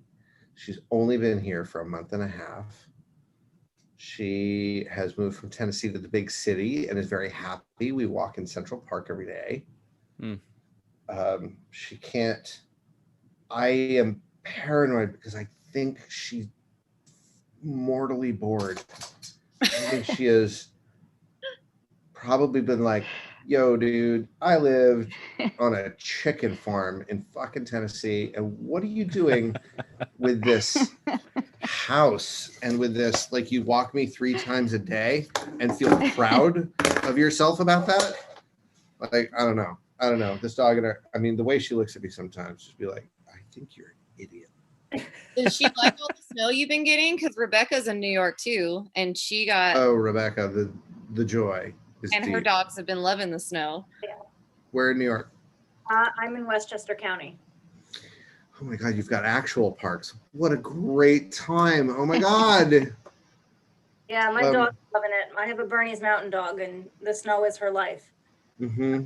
She's constantly outside, just in the snow, wants nothing to do with anything else. She'll just be out there all night if I let her. Yep. This is my fur baby. Oh, there we go. She is probably asleep in the house somewhere because that's usually right now. And this is, I think, maybe 6 months ago. So she, she's getting up there. I think I've had her now. I adopted her from a shelter with my wife after, funny story. We actually watched Paranormal Activity and freaked ourselves out so much from watching those 3 films back to back that we went out and got a cat because it made us feel comfortable and better. And keep you safe, the cat. Yes, it would somehow keep we believed in the Egyptian style, and the cat would keep us safe. I guess, I don't know.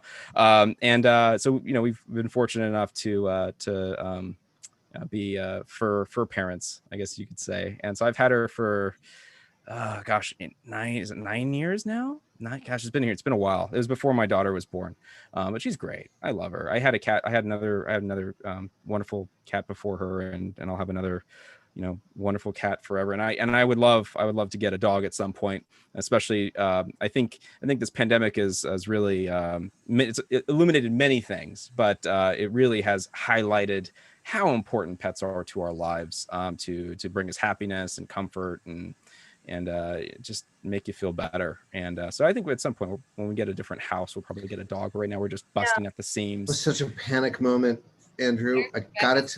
Down in the corner. Yeah, my dog's on the screen if you can see her there. So cute.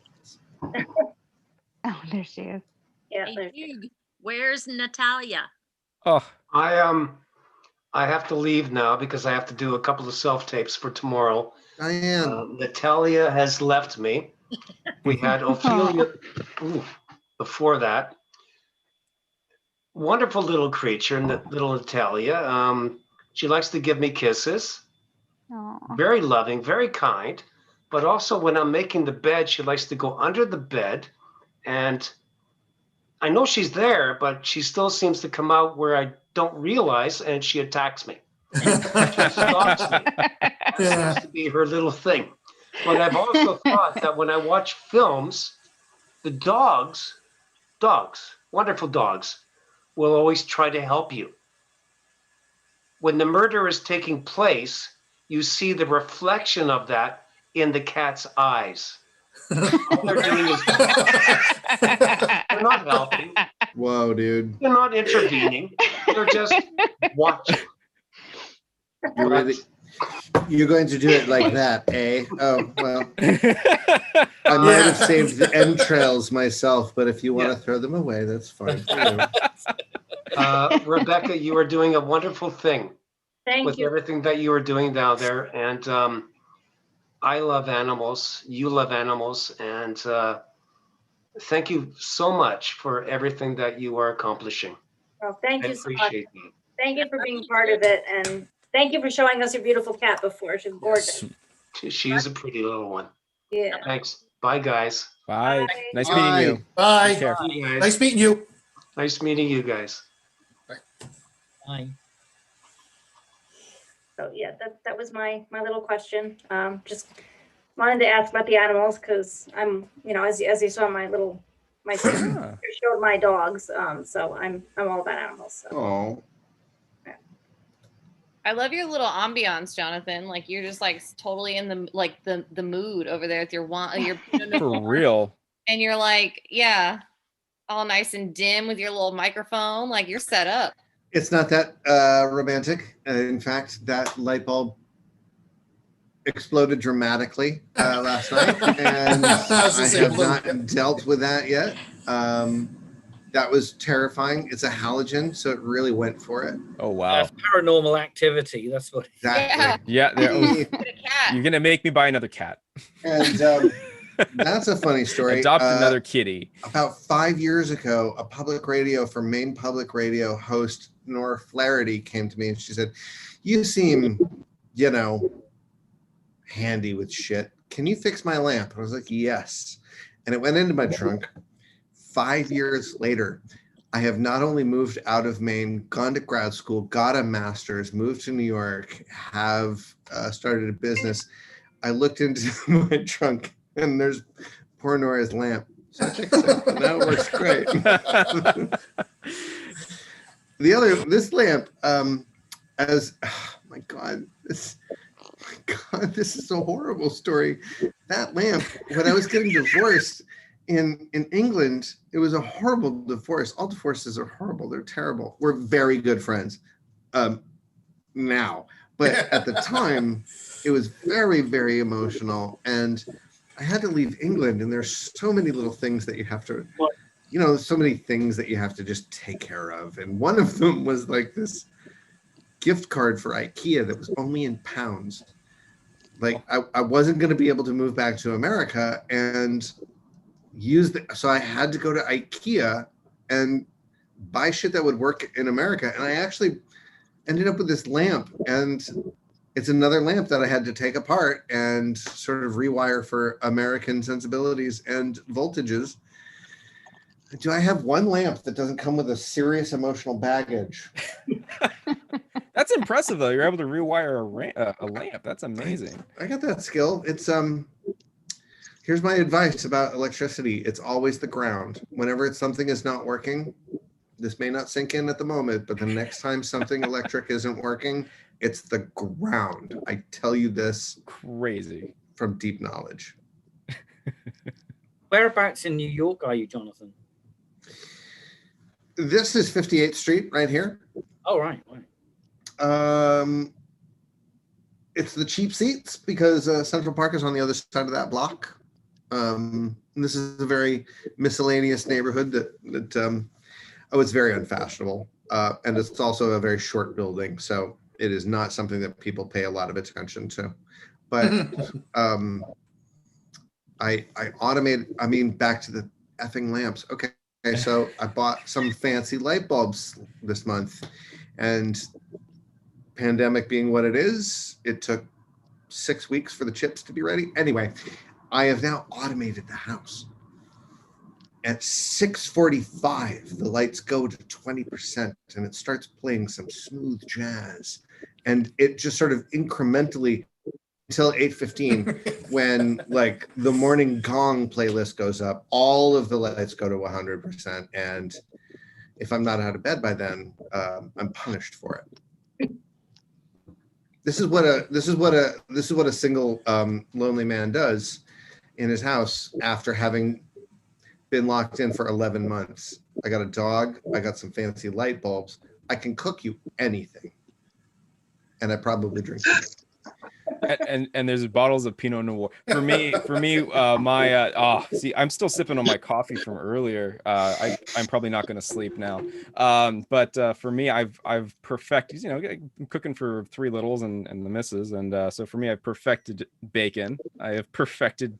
In my opinion. How do you do your bacon? Wait! Don't gloss over that. Cast iron. Cast iron skillet. Yes. On stovetop, not in the oven. That's right. I've been baking. I've been starting early. I want to experiment with that a little bit because I want to get more wire racks that are dedicated just to bacon. I feel like that would make a difference, but it gets too wiggly, because it sits in the grease, it doesn't crisp up. But you do it in the pan. This is completely off topic. You do it in the pan, and then you get some really nice. Off what bacon. Topic? We're talking about bacon. What are you talking about? So bacon, of course, eggs. I have a waffle maker now that I love to death. So I've been just chowing down on waffles. And the one I'm really proud on is reverse Syrian steak. So that's you're another fan of the I got really sear. excited just then. I have my cousin's husband. They're in my bubble. The only people I'm allowed to visit. And the last time I was down there, it's like he's in Maryland. He's from Virginia. He's like, I don't understand you. Everything you cook twice. How do you cook that twice? Why don't you just cook it? And I was like, but because reverse searing, my brother. That's how you get the steak that you want. Oh, it's so sorry. Good. Carry on, please. It's so good though, right? I mean, so for the folks who are watching may not understand what the beauty of a reverse sear is. I'll just kind of briefly gloss over it. So you got to warm your oven. Don't gloss. Step by step. All right, step by step. All right, so you put it in your oven. I just put on a pan, whatever. Cold pan, hot pan. Room temperature pan. So I don't go nuts about it. I leave it out. I'm super simple. I just pull the steak out like an hour before I cook it. I throw some salt on there. I let it sit in the salt. Do you dry it out first? Dry it out, exactly. If I have more time, I'll do it overnight, but I really don't. So usually I forget. And so then you put in the oven about 200 degrees, really low temperature, and you let it sit in there. It takes like 25, 30 minutes, and you keep checking the temp. Now, if I was really smart, I get one of those connected temperature probes that'll tell you like what time, like when to. Right? Those are great. I don't have one, but I probably on my short list of things to get. And then once your steak is up to like 10 or 15 degrees less than the cooking temperature you want its finished temp to be at, you pull it out, throw it into the hottest freaking skillet you can put it in. For me, it's my cast iron that's like 1,000,000 degrees, which immediately bursts into flame every single time. So apparently I'm doing that right. So you throw your steak in there and you really just need like 30, 45 seconds each side and you're done. And it's the best, literally the best steak I've had anywhere. I reverse seared a tomahawk for Thanksgiving. No way. I had to just sort of sit tight for Thanksgiving this year. So I got my hazmat suit and I went to Whole Foods and I got this tomahawk that was. I'm picturing you, by the way, in full PPE. By the way, you like can the whole see it, right? White getup. Yeah, I can absolutely because it's a challenge, right? It's a logistical challenge, and I'm all about that for sure. Ben had a question real quick. Oh yeah. Uh-oh. I had a message from you. It says question. Oh, that would be me. Yeah. I was like, what? And now I think I forgot. Was it having to do with more things that Andrew and I can cook? Well, you're making me hungry. Jonathan, we should do a cooking show. Is what we should do. After this is all over, you and I will just we'll look Martha Stewart the hell out of everything. I heard Jewel State wants to do a cooking show, and I'd be like, yeah, you do that show. Okay, I think I remember. Ready. I think I remember now. I had said earlier, because I have been watching Rick and I've been watching Duke for years and years and years and years. And I find it mind blowing that I've been watching you two for years and that you're here. You two or YouTube? Sorry, just two. Oh, well, that's more flattering. Well, that's very kind. Because I love Firefly and I love Buffy. I love me some Firefly. And I'm friends with Duke and I'm friends with Rick now. And I just like, my God, I've been watching you for years. What? 26 years, I think, or less. How many years is it, Andrew? Oh, let's see. I'm 34 now. At least 20, How dare you? That's so 20. Rude. What is it with you? You and your 34. Get with your 34, dude. I try to drop my age at every single convention. Well, let's see. I think I'm 34 bitches. So they're about, I think 32 years. No, not 22 years. 22 years ago. Yeah, I think that sounds about, at least for Buffy, I think. Something like that, yeah. No, it's all basically the same. It was all in the same stretch. Your age. By the way, I love Firefly. I love that show. It was is special. I hear they're supposed to be remaking it, but I just don't see how they're going to do that. You can't. I don't care. Continuation? They want to continue it? Maybe. I would totally watch a continuation with the original cast. If it's the same people. Yeah, the original cast. Yeah, I know that's kind of a contentious thing in the nerd culture, right? With all of us, and I know like the same thing with like Star Wars and stuff, and what is it? The last Star Trek shows that are out right now, which I love, by the way, those are really good. But I'm the type of person that I love it when a story is continued. If it's continued, when they erase what came before, I am not a huge fan of. And you know what? Then I have to like think about it. I want to weigh in there, Andrew, and I do not feel like original cast is a critical element. In fact, I think it's important not to have original cast. Stories are not tied to individual performances. We're going to get to you, Zeno. I think it's really important because let's think about Homer, let's think about the Odyssey, let's think about Shakespeare. These were not stories that were told, and they were defined by the actors that came and went, man. That is not the thing. You do not need Andrew and Miranda to recreate that thing. You don't need, you don't need that Kirk and Spock. You can have this other Kirk and Spock because it leads you to be reflecting more on the ideas rather than the humans. And the humans are so irrelevant. I mean, honestly, like the actors themselves are completely irrelevant because the stories matter. The stories are everything. Zeno, you had your hand up.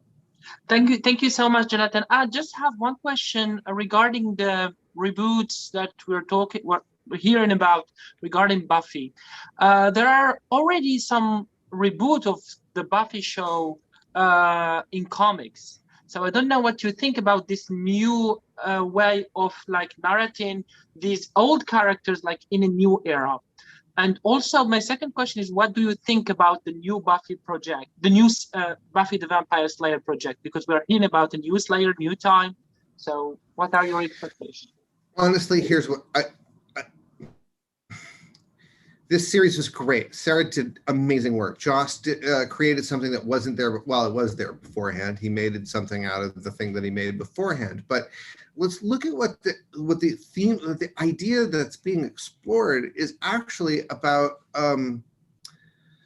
It's something bigger. It's something bigger. We've just been watching this whole week about a cult of personality and how that leads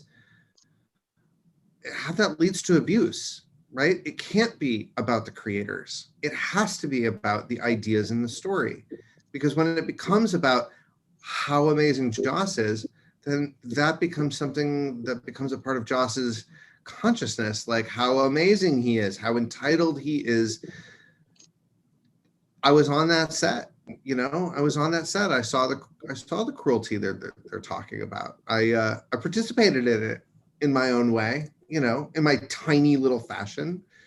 Like, it can't be about these people. It has to be about the stories and the values and the ideas that are being tossed around. So the reboot of Buffy, I think it's the best thing that could possibly happen to the story. That it doesn't become like, this one thing, like Seinfeld will only ever be Seinfeld. MASH will only ever be MASH. But how many stories have we retold and retold and retold? And I went through this moment, I did, where it's like, oh my gosh, could we please have some new ideas? I'm sick of this. But these are becoming epic sagas. Like, how many stories are there written about the Trojan War, about World War II? Are we sick of World War II movies? We're not, because they're great. They show humanity. And it's not about The Great Escape with Lee Marvin, good movie. And it's not about Saving Private Ryan, good movie. And it's not about The Thin Red Line. It's about like these things that keep coming up as a result of that movie. So the reboot of Buffy is the best thing that could happen to Buffy. And the further away Joss and Sarah are from it, the further away anybody who ever had anything to do with the original Buffy should be nowhere near it, so that it can become a part of humanity's story rather than something that everybody wants to blow Joss over. Because I don't want to blow him anymore. Thank you so much, Jonathan. I actually agree with you, but I'm also agreeing with Andrew in the fact that I'd prefer to have a continuity of in the same universe, not to have rebooting the same stories in a new era, because we just had like the glimpse of that when they rebooted Charmed. I mean, like Charmed is also like a generation, a whole generation. The first, from 1998 till 2006, and now with the new show, it looks like they like capitalized on the name of Charmed and the basics of that universe, and bring in and narrating new stories. So my humble opinion is that it would be better to have a continuity of the show rather than like having different persons playing those characters. That's what I. What about Battlestar Galactica? Battlestar Galactica was not a continuation. That's a fabulous example of how Right? a reboot doing an amazing job for a new time. And I 100% agree with you. I would not have expected that the campy 1970s Battlestar Galactica would have turned into anything that I would have just absolutely adored, like the reboot, which I religiously tuned into every week. That's a complete reimagining. I think what because yes, the story was similar, but it's completely reimagined, and enough time had passed to where I guess that makes sense. Well, when did BSG the reboot happen compared to the original show? Was what, 1970 something, right? It was kind of like an addition to like the Star Wars. Like, let's put this show out because Star Wars is popular. One. Yeah, something like that, right? And then so like early 80s, and then it rebooted in what 2000. So that's what is that 30 years? Almost 30 years, something like that. And so from Buffy, I guess it feels, if they were to do a strict reboot, I think that would, to me, it feels a little too soon. But I understand your perspective. I do, and I actually really like that take on it, to take these characters and these stories to make them more like Shakespeare. And how it doesn't matter exactly. It just keeps every time someone tells a story with different characters, different actors, it kind of alters the content for its time period. And I like that take on it. But at the same time, as a fan of, like, for instance, don't get me wrong, I love the new Star Trek films. They're great. I wish they'd make more of them. But you can't compare Shatner versus Chris Pine. They're two different.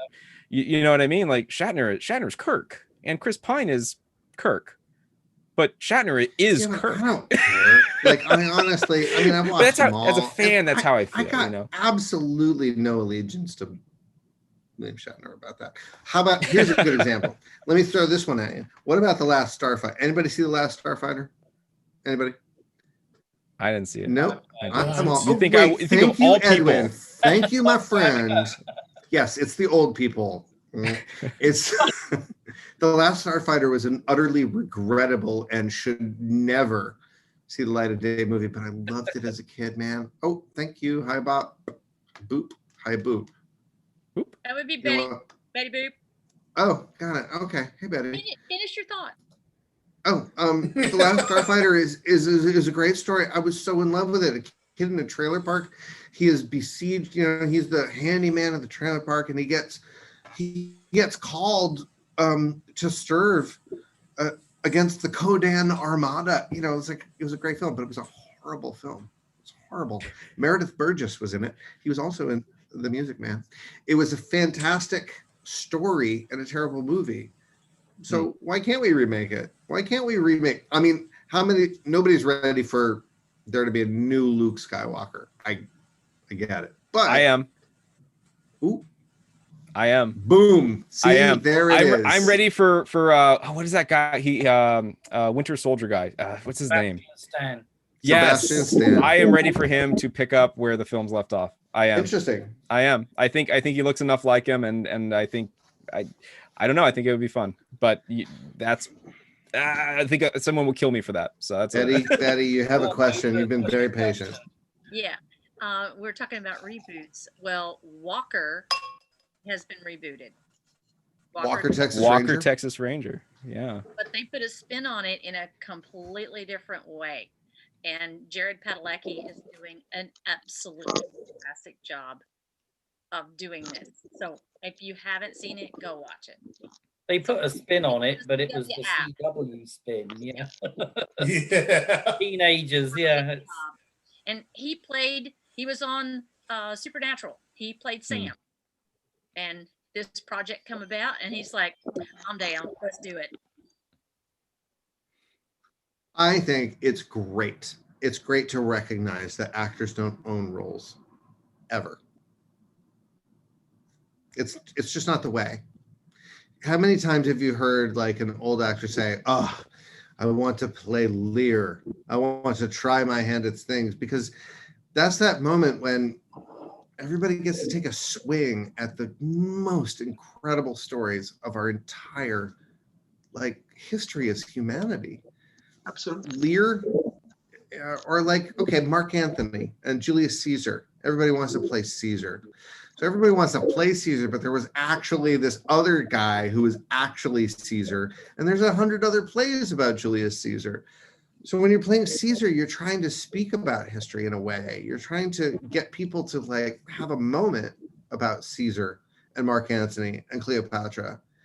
But as soon as we start thinking that like only Martin Brando is allowed to be Mark Antony, then we've kind of lost a relationship to the point, which is the struggle that the human goes through, not the veneration of the actor. I say that as a guy who was invited here because I did a thing, right? Right. Oh well. And I think you speak to something much very, very interesting and unique, because I think that there's a big mental distinction, I think, in at least, and you're breaking it down for me as I'm hearing it. I'm like, okay, I'm kind of looking at my own perspectives of fine art versus television or film.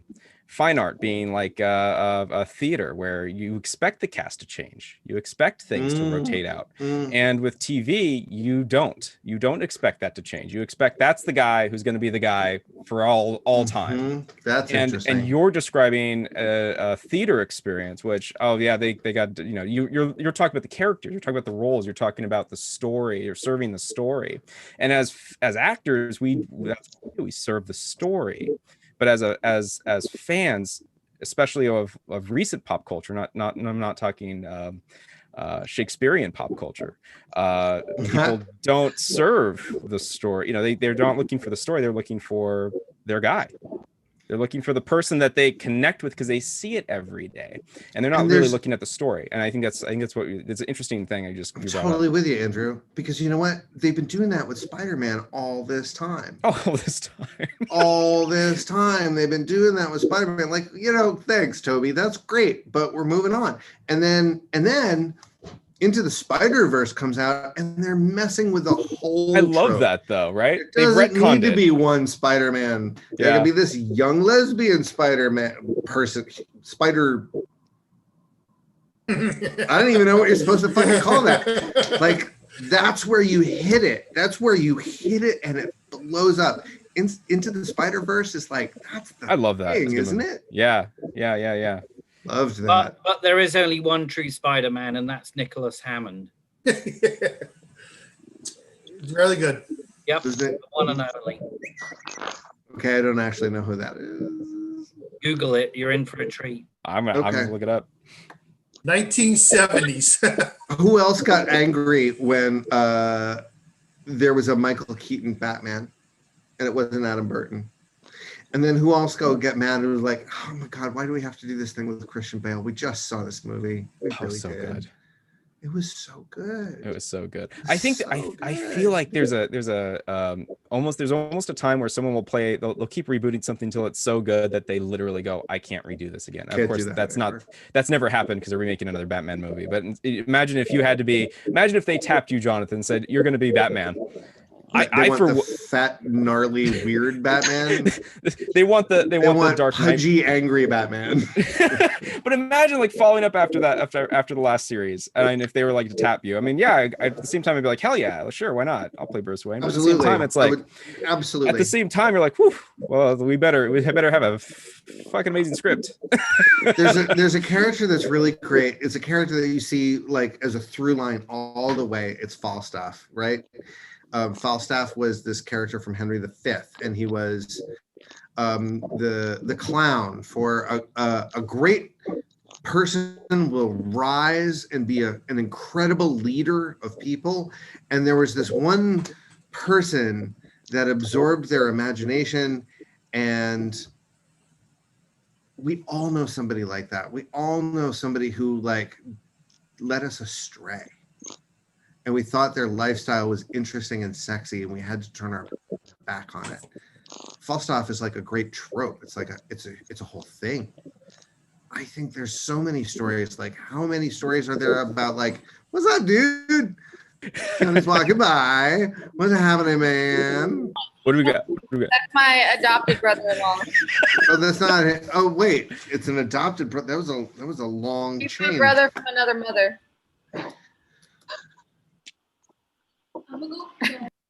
Whack. He's got this doing the mustache twirl. You can't just let me be professional around here. Aw. Anyway, I like where this whole conversation has gone. It's a thing that I spend a lot of time thinking it was so wrong. It was so wrong to keep telling these stories over and over again. But now I think we got to do that, right? We got to do what we did with theater. We got to do with TV. Maria Callas, when Maria Callas plays Antigone, everybody wants to see it because they want to see what she's done to it. But also, Antigone will last a lot longer than Maria Callas. Yeah. That's the thing. That's why we even do it in the first place. I think the thing though with like reboots and remakes and so on, it's like they have a film series, it goes for several movies, it starts off really good, really successful, and then as it continues, it gets poor, and then they get to a point where it like fails at the box office, and then it rests for a few years. And then whenever they come back, the way they relaunch it is they always go back to the source material, like with Batman, with James Bond, Daniel Craig, Casino Royale. They just go back to the book, the source material. And I think that's a cycle you see throughout all movies. You look at the film series, they deteriorate and then they reboot. So just a thought. So there was this one time that I happened to be backstage when Stan Lee and Frank Miller sat down and had a chat. These two titans, these guys who invented things, right? And that was the original reboot when Frank Miller said, I don't like this Batman. I don't think you've seen the whole thing. I don't think you've seen all of the pain that this guy is in. I don't think you've really realized everything there is here. And from then on, you could argue that a reboot in a TV format is challenging the original media, like just because you change it from a comic book to a TV show or a movie. Does it become different? Haven't you rebooted it? Haven't you retold it? I love this question. It's just my favorite thing. The stories that humanity Is it an tells. adaptation? Everything's an adaptation, though. That's the thing about creativity that I love. Like I thought I've spent a lot of time, in the kind of the mental process of like even and this is going to be kind of challenging to some ideas, but like for instance, a writer is adapting an idea they had. They're not actually writing their idea. Yeah, dude. Good point. The kernel is not actually what they actually write down is not the story. The story is what they thought of. But what they wrote down is what they're capable of doing with it. And same thing with, the producer takes that story and they adapt that, and then the director adapts that, and then the actor adapts that, and so on and so on. But by the time you finally get down to what's been put out, it's not what the writer thought of with the story. It's what everyone else has added to it or taken away from it. It's something else entirely. It's like its own life form. And I don't know, I found that fascinating when I kind of thought about that. I started actually writing things, and I thought, this is not actually what I thought of. This story isn't actually what I came up with. Initially, it's something else now. And I thought that was very interesting. That, you'd think it's, I had this idea and this is what came, it is its own existence. Each thing is its own iteration. That goes through a great filter. You hear so many times, the book is so much better than the film. Can you name me one instance where the film is better than the book? Ooh. Yes. Yes. Go for it. I just had this. I had this. And I was like, watching it recently, I was like, oh, wow. Right. That's one of those times when I got it. Papillon. The movie of Papillon with Steve McQueen and Dustin Hoffman is far superior to the book. Papillon. hands down. And I got a lot of love coming from Buddy's Healing Paws. Can I why no actual name? I'm sorry. Rebecca, that's me. That's Rebecca. Yes, Rebecca. Sorry, I blanked for a second. Papillon, I was watching it just recently, and it is way better. That movie is fucking great. They have a remake of that movie too. I haven't seen it. Have you seen it? I have. How do you feel? It's hard for me to say. See, I'm back and forth. I love Charlie Hunnam.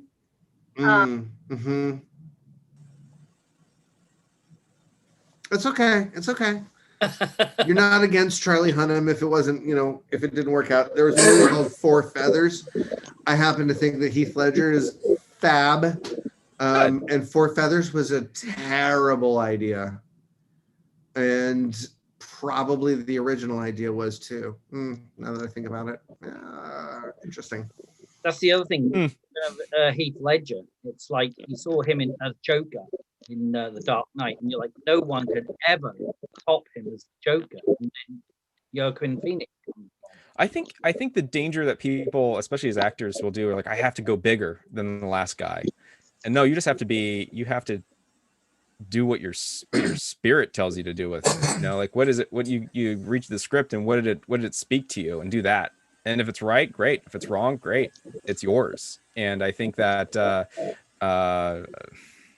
I hate to speak ill of performances, but an example of that would be the Joker before Joaquin Phoenix.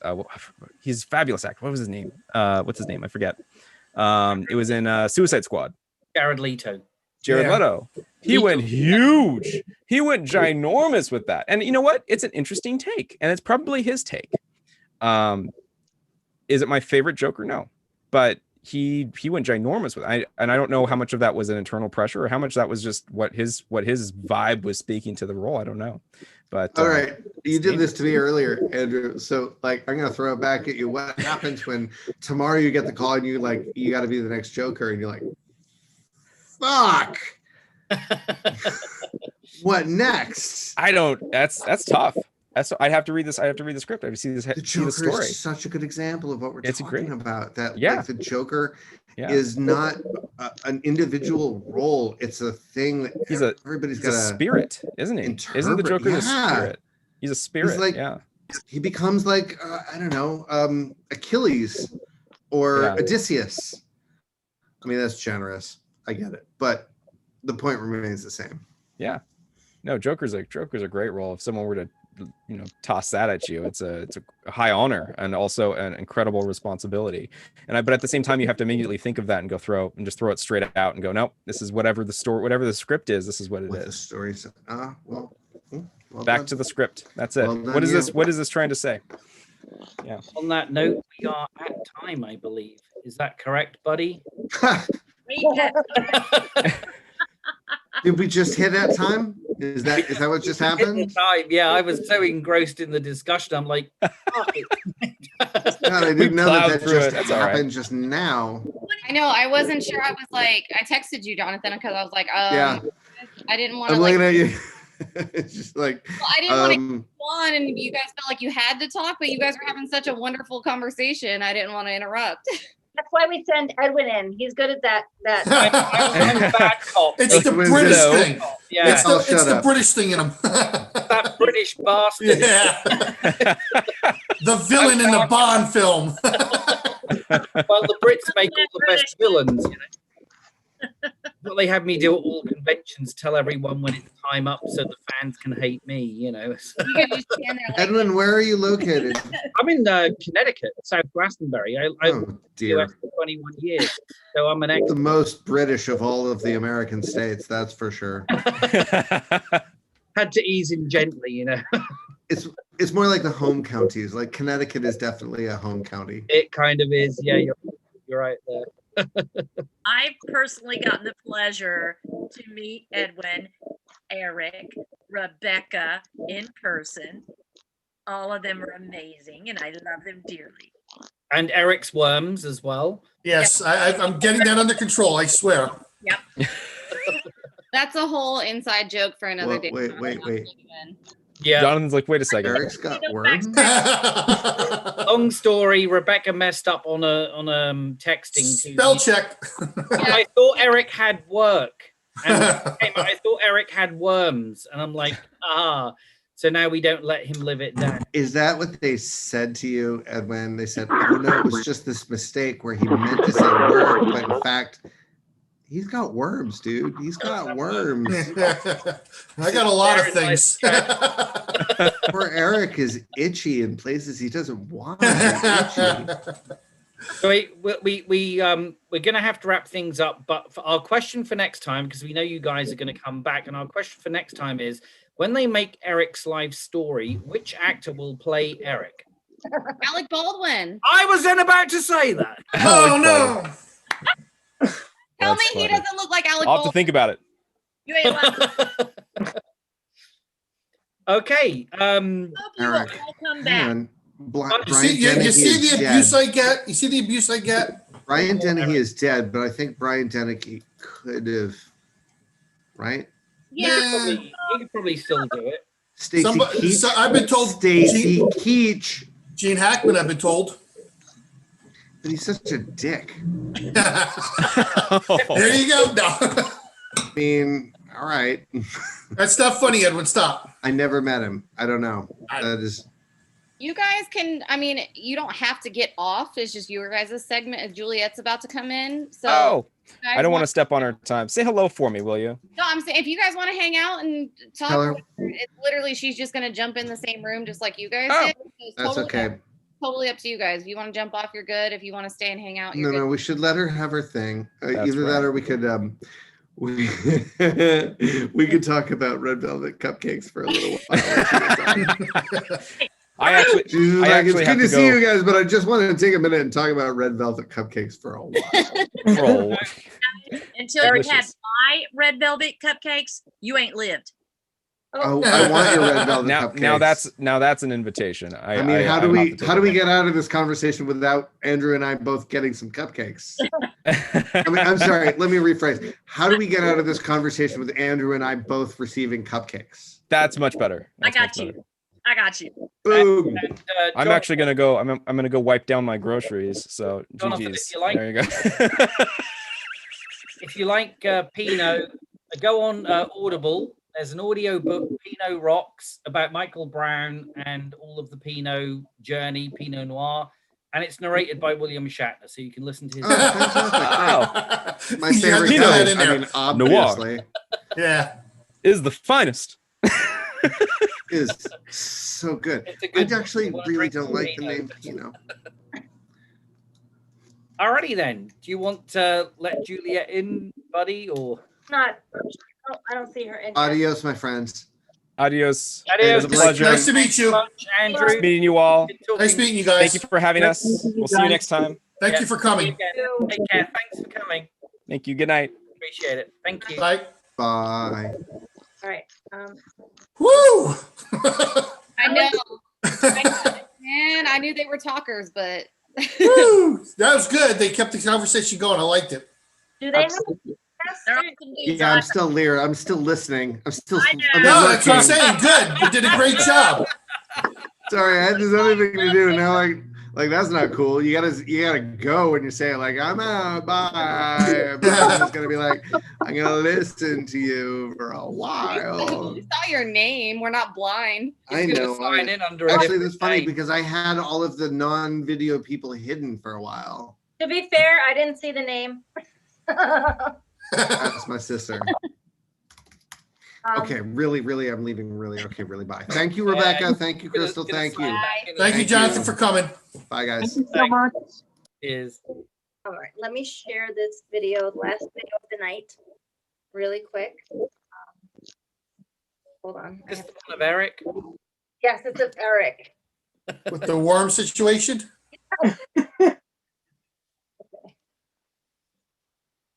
There we go. Hey everybody, this is James Marsters. Just want to give a shout out to Buddies, Healing Paws, and the good work that you guys do in helping people pay for expensive operations for their loved pets. Good work, and I hope your event goes swimmingly.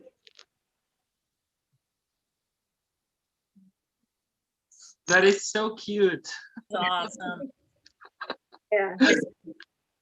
So that is our last video of the night. And we're about to have our last panel of the fundraiser. So before we do, I want to say thank you to everybody that's been with me all day. You know, oh my God, yeah, you guys are amazing. And you know, thank you, Edwin, for helping be the we gotta go person. Bad cop. Moderator. What, Betty? He's the perfect moderator. He really is. He's all right. You know, You'd be surprised at some of the interviews and panels I've done where things start to go awry and you have to kind of steer things back and like uncomfortable laugh. You know? So we're just waiting a couple of minutes for Juliet, who should be here shortly. I'm going to go downstairs and start unpacking, but let me know when she comes in and I'll do the introduction and everything. I just got to plug my laptop in. Perfect. So yeah, I'll do introductions and get started, and then I'll probably have to just turn my camera off so you're not seeing all the commotion. but we want to see. I mean, I thought that was a special panel at the end, the commotion in Crystal's house. The helping of unpacking stuff. I mean, this virtually. Oh, that's right. Oh, I'm going. Crystal. What was that? Oh, Monica's here. Oh, hi, Monica. I'm here. How are you? Good. How are you? So Monica is the I'm good. She's the composer for Yes. Julie's movie, A Place Among the Dead, amongst other things that you've composed. And she also has a video. Rebecca, do you have the link for the video that she sent? Yeah, I gotta give me 1 second. I gotta pull it up. Sorry, Monica. I'm in the Well, that's so great. Yeah, I'm in the middle of moving, so I'm multitasking. So I told Rebecca once I get you guys introduced and everything, I'm gonna turn my camera off. Gotcha. Motion. Okay. Absolutely. Hold on, it might start playing before I'm ready. Give me a second. Okay. It's already started to play. Okay, I'm gonna hold on. I know I can't find. You don't need to. You can just play a snippet. Okay. Play. You just let me know when you want me to stop. Yeah, it's actually my cover of Like Animals. It's from the original Dr. Dolittle. Okay, let me unmute and everybody can see it. Yes. Yes. Why do we treat animals like animals? Animals treat us so very well. The devoted and protectors, one would love us. Oh, they really don't deserve us. All we give them is pain. Why do we treat animals like animals?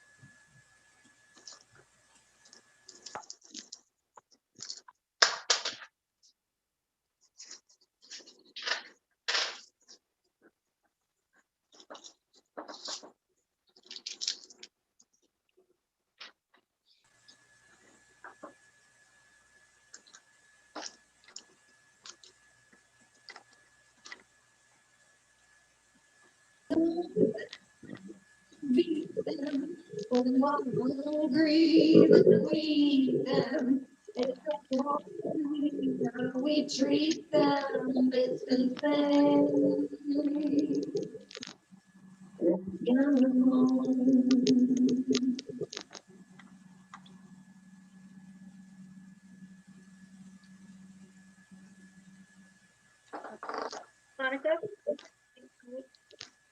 Yeah, so it might be best to give out the URL. It didn't work? I don't know, it went mute on my end, but I don't know how it played on your Yeah, end. the sound went out on this end too. It works Yeah, perfectly it's for me. a problem. I've had that problem trying to play music on Zooms. It tends to, things tend to get a little muggy. I'm gonna put the link in the, Okay. right now. Yeah, so that was actually, it's an all vocal version of the original Dr. Dolittle movie.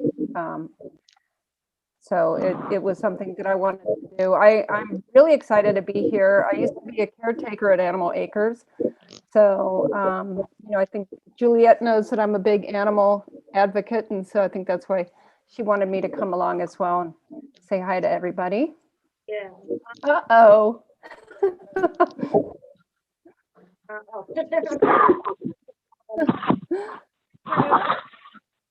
Talk about, your interaction with animals, and obviously, you're a big animal lover, like you said. Kind of how it inspired you to want to make that video. Well, what's funny is I was at the time very involved in animal rights, but I wanted to do a video of nothing but positive interactions with animals and humans. I know a lot of people when they think I put this video out, they're like, "Oh no, you're be showing factory farms." I'm like, "No, I'm showing you actually just nothing but human and animal positivity and just how wonderful, every single species is." And that was my message on doing that.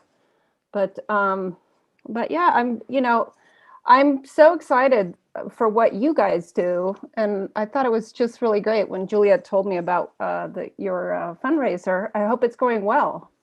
Yeah, it's been, can everyone hear me okay? I'm getting messages and I'm a little low. Okay, good. Yeah, I can hear you. Okay. I don't know. Yeah. Okay, perfect. Yeah, it's been going well. It's, we've had a couple of different events throughout the day. You and she comes on our final event. Oh wow. Yeah. Yeah, I'm so excited.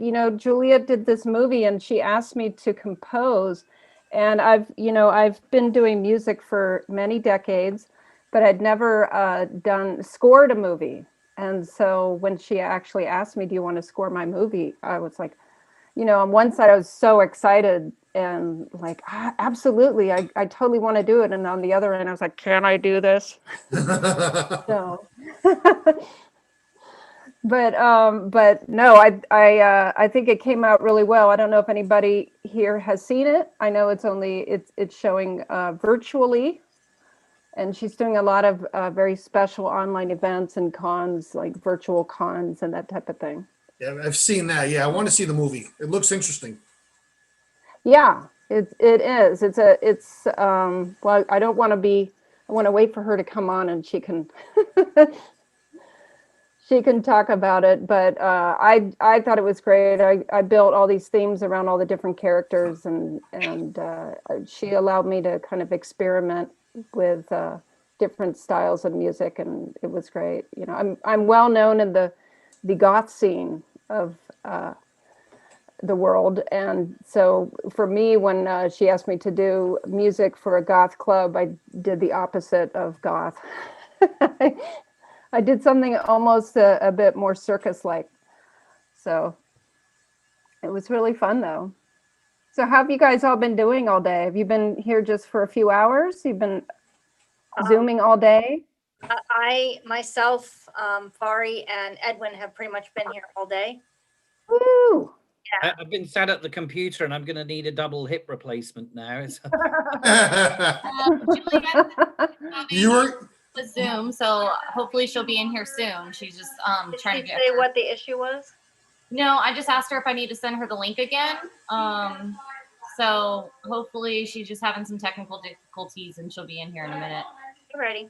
I missed Okay. 20 minutes. What? I missed 20 minutes. Yes, Betty missed 20 minutes because she was working. Yeah, so I mean, everyone's pretty much been in and out all day, for the most Yeah. part. Even some of our pooches have made their debut.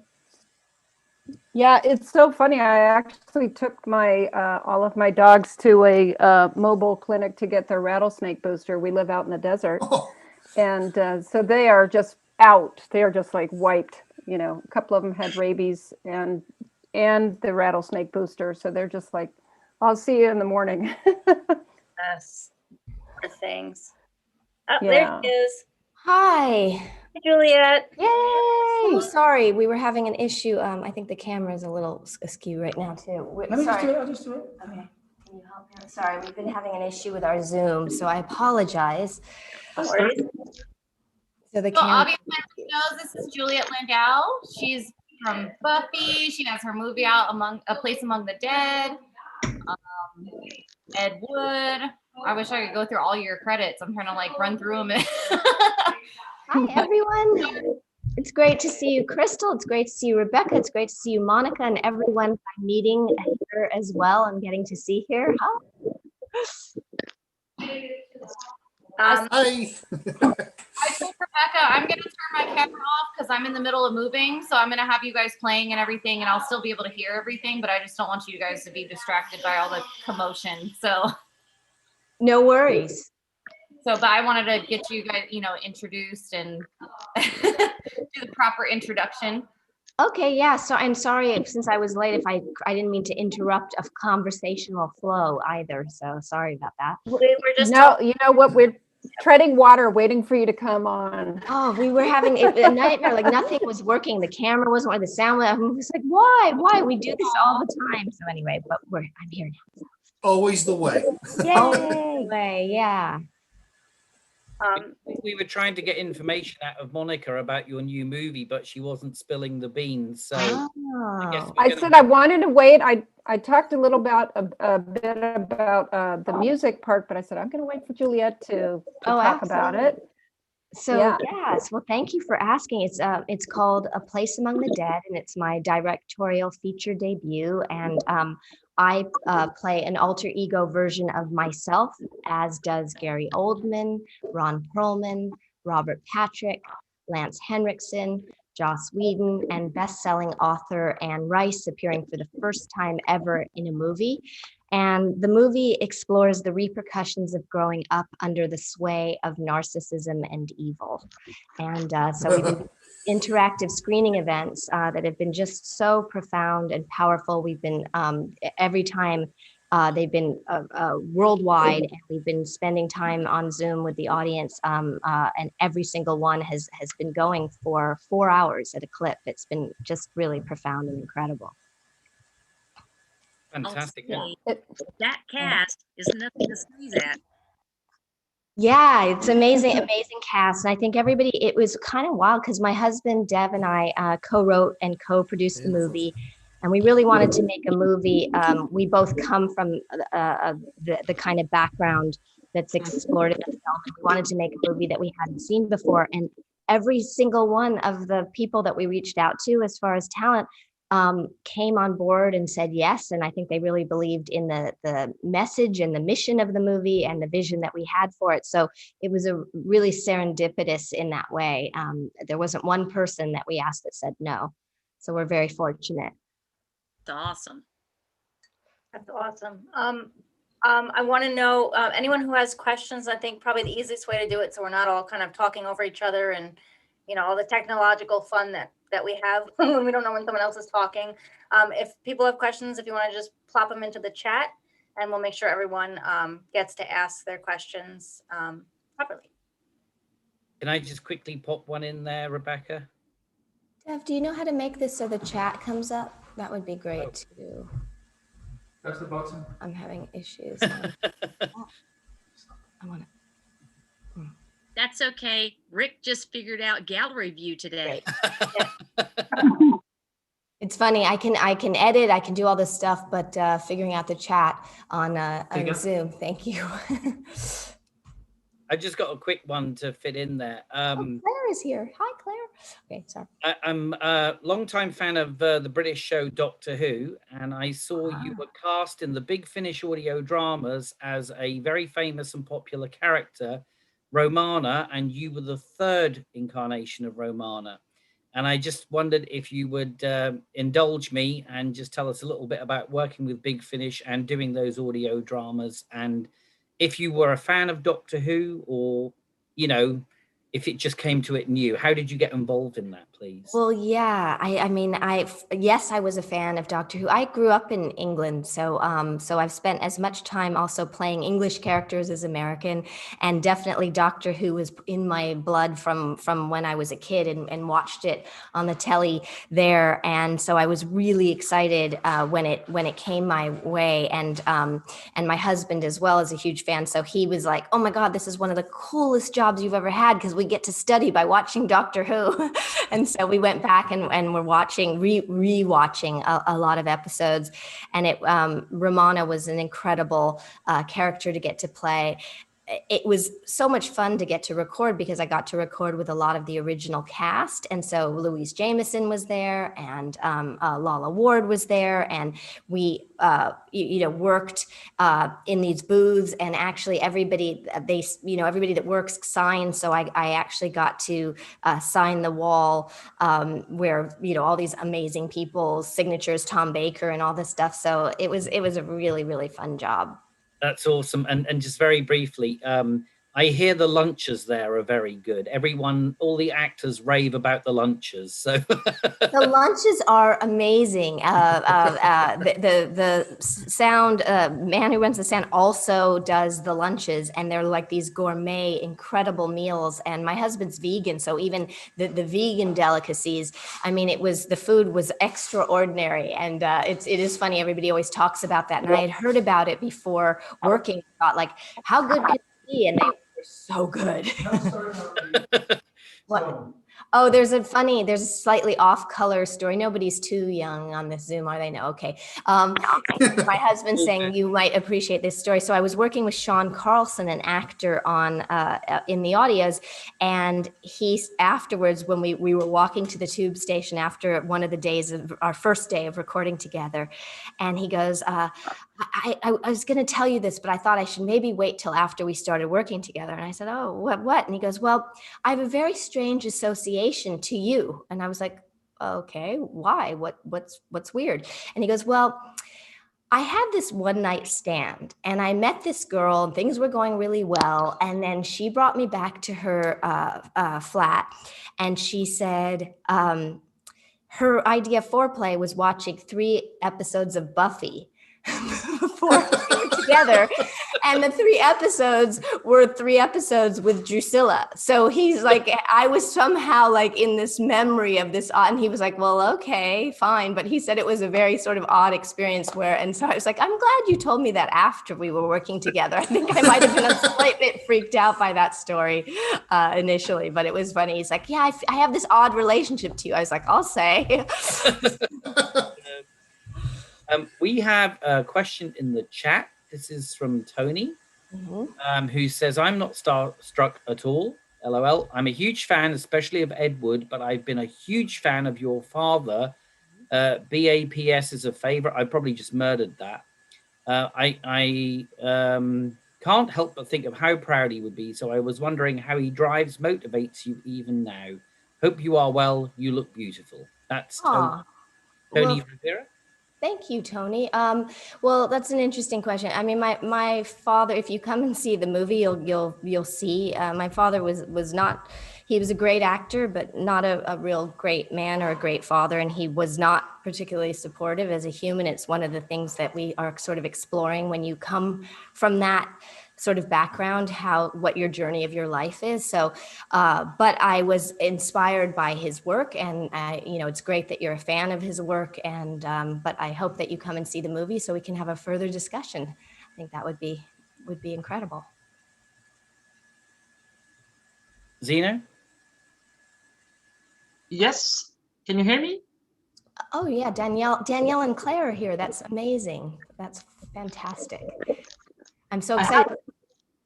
Claire, Claire and Danielle have come to a number of our screenings, events, and have been, it's been amazing spending time with them. And Fari, you're here. Yay. Oh my God, this is amazing. How fun. So let's see. Tony deals with that with your mom, even with her toxicity. It's a drive. Yes, I'm fine. Don't feel embarrassed at all, and don't be sorry. Actually, you wouldn't know. But I actually think that you might, especially if you live with that with your mom and that toxicity, that you would really relate to the film, would resonate with you. And I think in some of the discussions that we've been having, it's kind of been so powerful to just see, how prevalent this is, and whether it's someone deals with familial family situations, or whether it's a spouse or an ex-boyfriend or ex-girlfriend or a friend or a boss or a coworker or our world leaders. People deal with this all the time. So please do not be embarrassed at all. Zeno has a question. Fantastic, Zeno. Thank you so much. Hi, Drusilla. Hi. I'm sorry, I'm a little bit shy and confused by this, but I was wondering if you could like marry, kiss, and kill someone from the Buffyverse, who would you pick? Marry, kiss, and kill. My goodness. Well, let's see. I guess as a character, I think Spike and Drew were, if we weren't legally married, we were together 200 years. So I think that qualifies. Kiss, we did a lot of that. And killing, we did a lot of that together. So I don't know who else I would do that, but it's certainly a very fun character to get to play and get to inhabit for such a long time. Thank you so much. Sure. Who would you kiss and kill? That's what I want to know. I would kiss Willow and kill Spike. Oh, all right. Well, should I be insulted, Willow? No Drew in your future?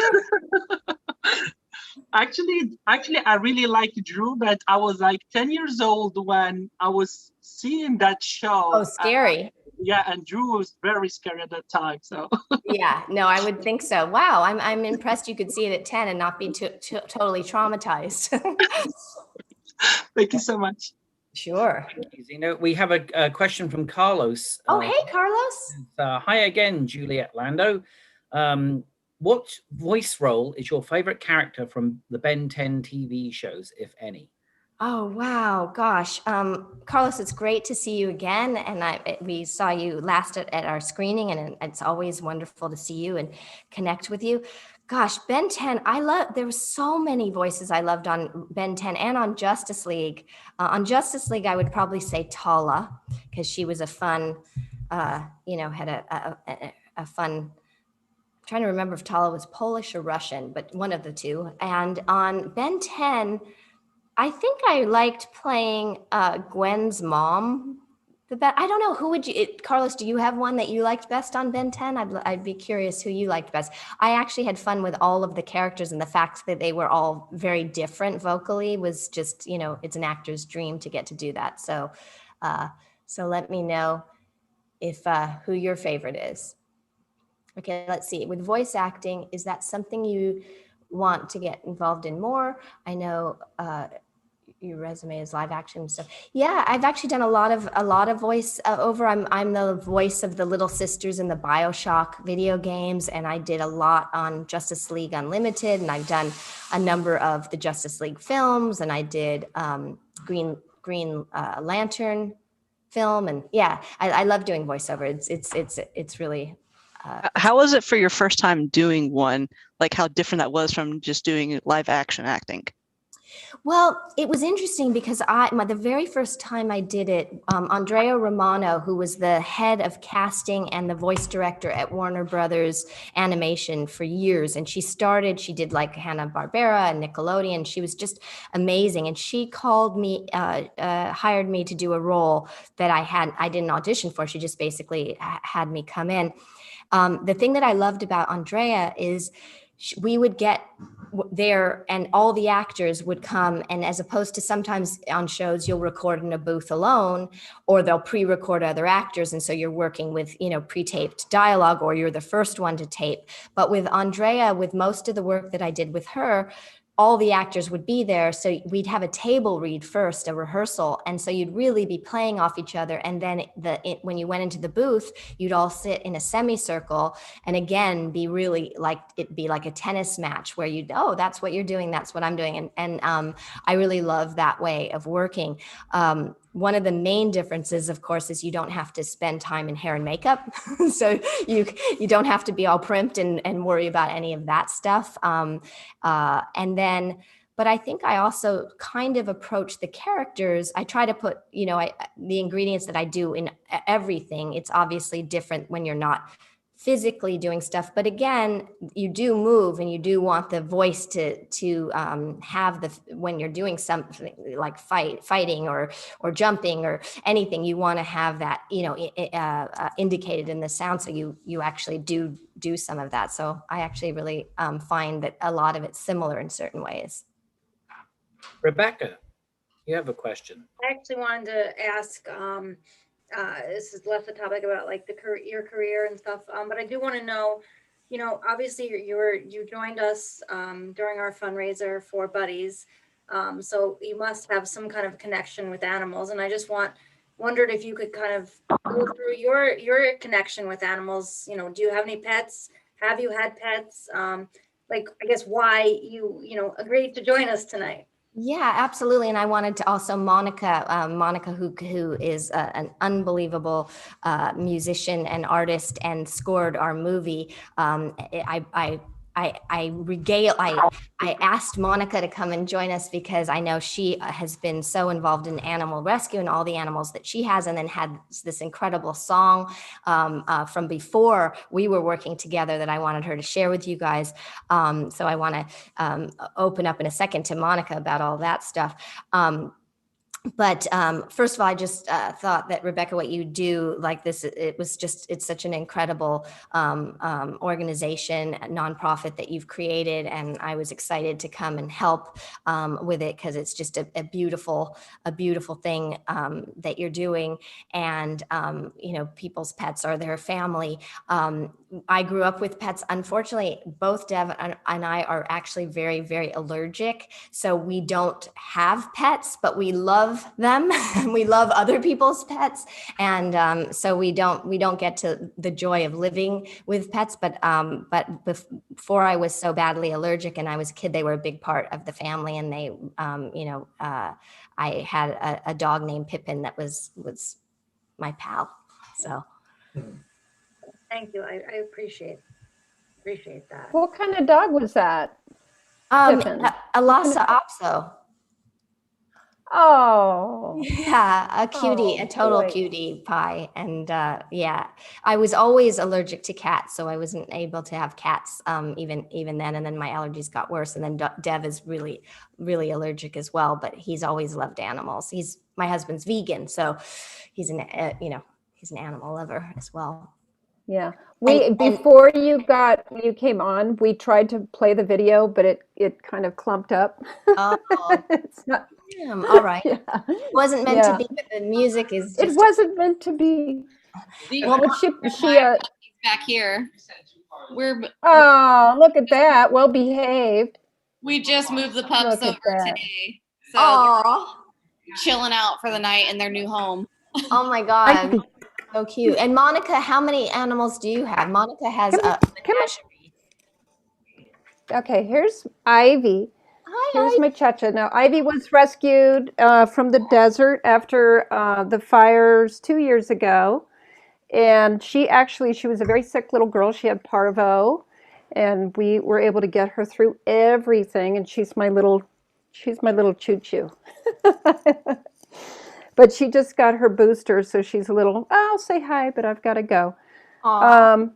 Yeah, we have 4 dogs. Right now we're down to 2 cats. I've had many since then, but I actually had 2 20-year-olds I had to say goodbye to this year, sadly. But yeah, Juliet is always listening to my, I've got to, I've got to run to the vet, or I've got to take care of this or that. And you have a turtle. Don't you have a turtle? We have a gigantic sulcata.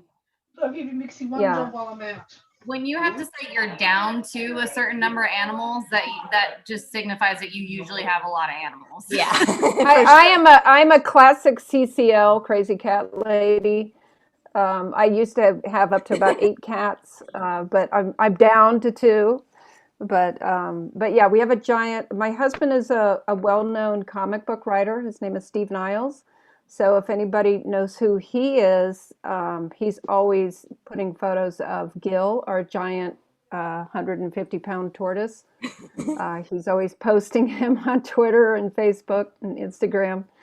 But yeah, so we have we basically live out in the desert because our tortoise got so big. We had to give him room. So he has a barn, and he has a heated barn for the winter, and then he gets to go Swanky. out, and yeah, he's got quite The he's got swanky quite the digs. digs. Oh yeah. That's just like our Yeah. house that we just bought. Like everything we got was with the dogs in mind, basically. Like we paid extra for a big backyard, so they would have a big backyard. Yeah. Aw. This room that I just showed you is the Yeah. dog room. Like they have their own room that is half my office, Yeah. mainly their room. And so my Yeah. husband, we basically just bought this house for the dogs. That's what I'm hearing. So how many dogs? How many dogs is it? How many do you have? 5. 5. Yeah. And then 5 pups. Yeah. And then we have a little mixture of everything too. We have a German Shepherd, a mutt, American Bully, and 2 Dachshunds. So we got the full spectrum. Oh. Do they all get along? Oh yeah, they all get along. Because Monica, yours all get along. Oh yeah, yeah. And we have a full, like, everybody loves everybody. Everybody gets along, and everybody is part of the family. So, but I'm assuming, Chris, the Dachshunds run the house. How did you know? Our Chihuahua. I know Dachshunds. We have a purebred Dachshund, and then we have a Chihuahua, and the Chihuahua is the boss of everybody. She keeps everybody. Yeah. Yeah. You know what's interesting about the sausage dogs? I used to have a Basset Hound, and she ran everything. She was in charge of everything. She was completely the most crazy Basset ever. Really? And then I found out Dachshunds were similar. It's crazy to see the kind of like, I guess the hierarchy change. So because it's so the Chihuahua's usually in charge, but every once in a while our German Shepherd will go and just put his paw on her and knock her over, and that's like his way of being like, you're not the boss today. So does Yeah, everybody it's hilarious. else here? Does everybody else have animals? Who? Yeah. Okay. So let's see. So Zeno, what do you have? What's your animal? I can show it to you. I have a beta fish that I called Illyria. Oh, okay. Oh my gosh. Okay, fantastic. Okay, who else has an animal to share? Okay, so that's Dana. Is that right? Hi, yeah, I have a cat. He's hiding somewhere because he's not as social as other dogs and things. His name is Bender. He only comes when he wants to. Aw. How is your cat settling into the new house, Dana? Oh, I'm not in my new house yet. It's a family cat. So it's technically, we got it because my husband's cat passed away about 15 years ago and he was inconsolable. So the vet handed him a kitten, and the kitten became the family cat because my father-in-law, I live with my in-laws right now, my father-in-law was going through hip surgery at the time, so he was home recovering. So what was my husband's cat has become the family cat, more my father-in-law's cat. Oh, A loved cat. Well, oh my God. Animals. So Whitney's dog, Danielle's doggy, and Gabrielle's doggy. They are so cute. Oh my God. She's currently wondering why I took away from out of Aw. outside of my mom. Oh my God. Monica, And Claire is from Australia, and Claire's cat I've seen in many great photos on Facebook, and here we're getting to see Claire's kitty live as well. Oh my gosh! Oh my God! And is it Katie? Katie's cat? did I say your name right? I Yeah, Katie. Katie. Oh my Oh, God. he's bigger than my dog, and there's the dog. She knows there's a camera and she won't look at the camera now. Kari's showing a photo, right? Oh my God, you guys, your pets are just all so adorable. That's does it. not wanna look. My dog's the one, Gabrielle. That's my sister. That's my dog. She's downstairs, refuses to come up. So. Oh, I like how your cat's lounging by the window. That's just awesome. Looking out at the view. Oh wow. Monica, this is our boss dog that I was telling you. Oh, look at that boss right there. I kill you. Cute. And Danielle, I bet does your doggy shed a lot? We have to brush her out fairly frequently. Ironically, quite she a doesn't like coat. the cold. She does not like the cold. But She's every got vet a every vet we go to is like, how do you groom that dog so perfectly? But Wow. she knows what cameras are, and she refuses to look at cameras on phones, on webcams. Yeah. That's too Is that a Pekingese Pom mix? She's pure Pomeranian. Wow. She is all fluff. What a And cutie. I also love Whitney's doggies doing the profile. Like maybe I'll look at you guys thing. He's giving me the side eye. Oh, now the paw. Oh boy. Oh my God. Okay, you want Look to get at back down, him. don't you? This is Henry. Sir Henry? Is that Sir Henry? Sir Henry, yep. Henry is. That's his own Instagram, right? Yes. Yes, he does. He does? He Oh my does, yeah. It's Sir Henry, the English bully. Oh, that's Oh. that's too cute. Addictive viewing. I did put a picture of my cat in the chat Oh, because let me see he's it. not able to come up here right now, but See if I can open it. Oh my God. Oh. So cute. Click to open. Oh my God. Totally Oh, inquisitive. that's so look. great. Yeah. Yeah. That's fabulous. Awesome. Oh wow. And I'm just seeing is Can't get off mute. Monica, call this your tortoise. Oh yes. You know what's so funny? I seem to have closed the window. I don't know what I just did. oh you did, Oh, but we can no. still see you. Yeah, I know the main window, so now I don't know how to find it. I'm so stupid. Oh. Which main window? The main. Hold on. With all Oh, of there, I found you. good. Yeah, let me see if I can get quickly find a photo of Gil. I want And to then see. I will Gil is about 150 pounds and Yeah, Gil is he pretty amazing. yeah, I'm trying to see if I can find. Oh, can I upload a quick MP4 or is that no? You could try it. I've never tried Try that. it. Let's see. Give it a go. Let me see. If you crash the Let me system, see. we'll all cut back Worst you in. can do is crash. Crashed it. I've crashed the whole Zoom. It's Oh, Gil's. oh no, it's probably gonna like upload forever. Well, we'll try. Well, it's great. It's just a quick video of him coming out of his doghouse. So he has a summer house as well as a winter Oh pen. my So, goodness, he's got the summer Yeah, estate yeah. as well as the.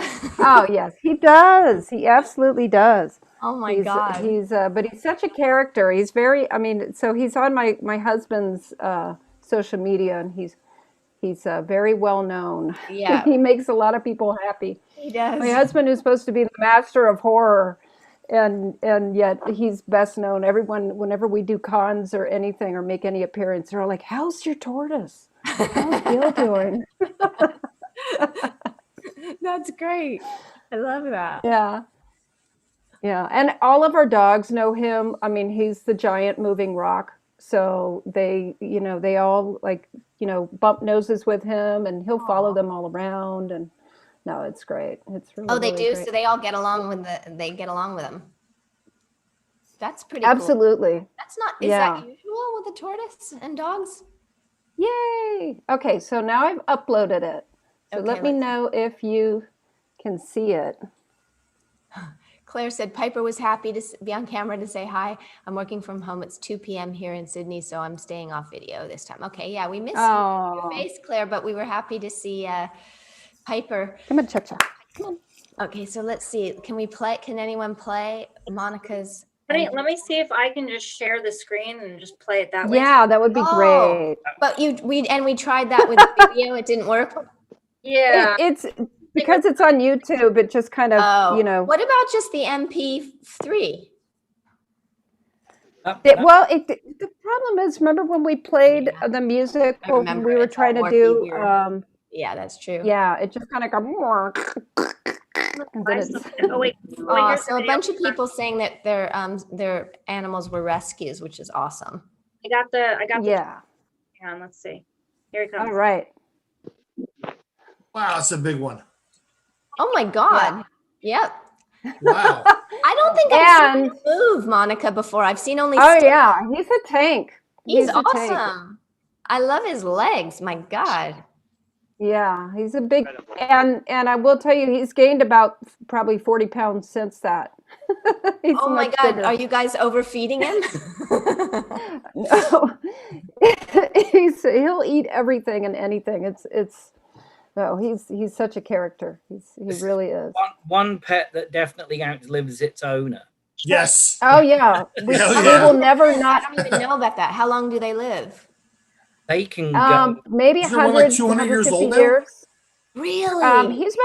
He's about 15 years. Yeah. Yeah.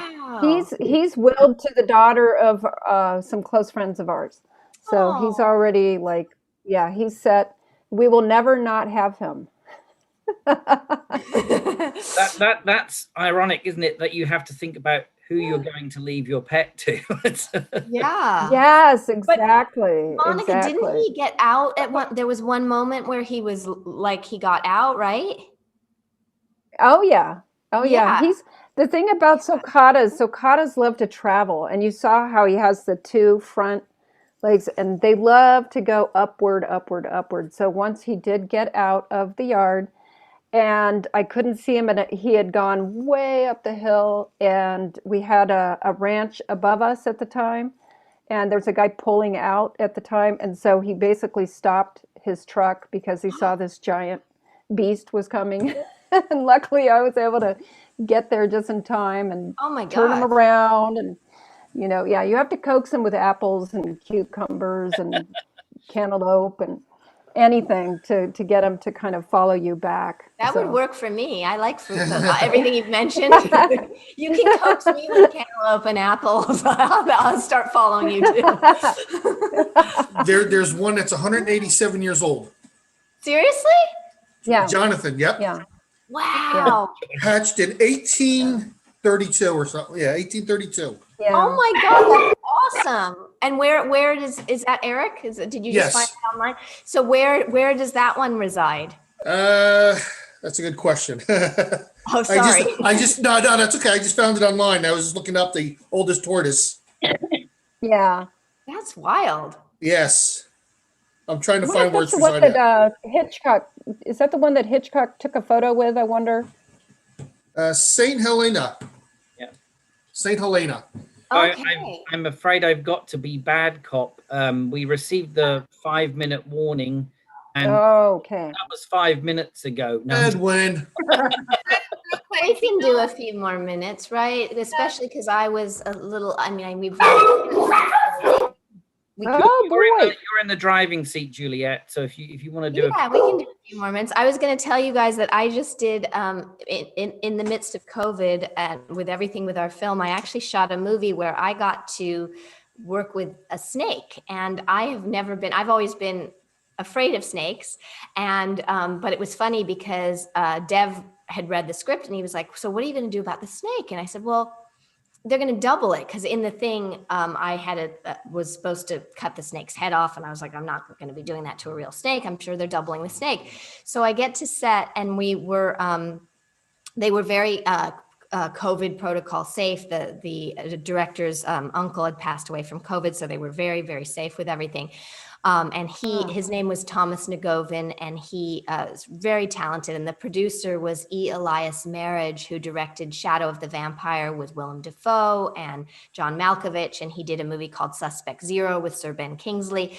So I get to set, and I'm like, so what are we going to do for the snake? And Tom, the director, goes, what do you mean? I said, well, what are we using? And he goes, well, we're using the snake. And I said, oh, okay. Well, I'm actually afraid of snakes. So this is going to be quite a, a performance here.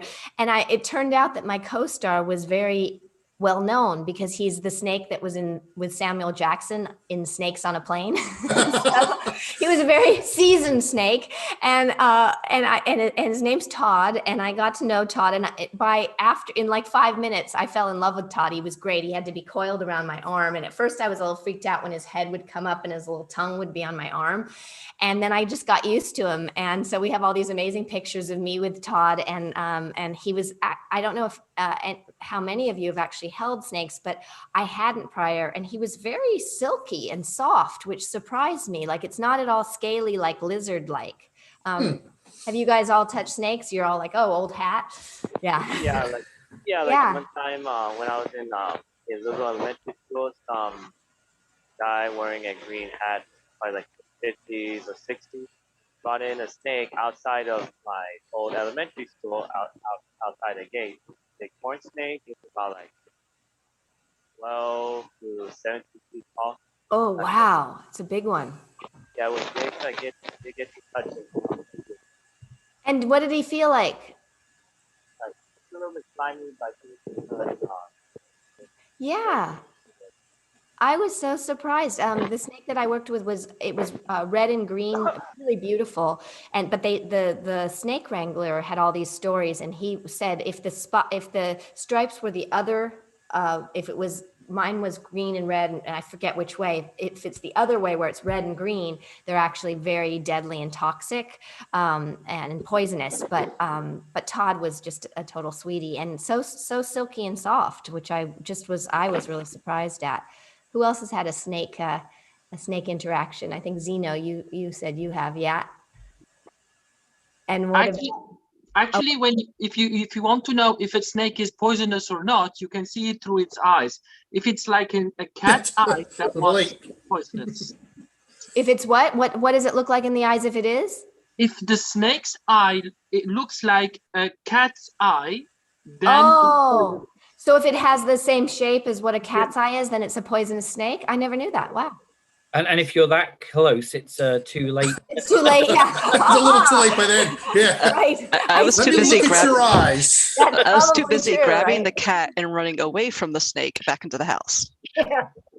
Eric, you had something you wanted to say. I just wanted to thank her for doing this. This is an awesome honor. And we've emailed back and forth, texted back and forth, or on Instagram or Twitter about doing cons and stuff. And got to get you out to the East Coast. Oh yeah, that's awesome. So where are you? Where are you situated on the East Coast? New Jersey. Okay, New Jersey. Yeah. Down by the Jersey Shore. Yeah. It was Twitter, I think. Twitter, yes. Eric's that stalker that keeps tweeting you all the time. Guilty. And I just love John Bosch. I thought you were great on Bosch.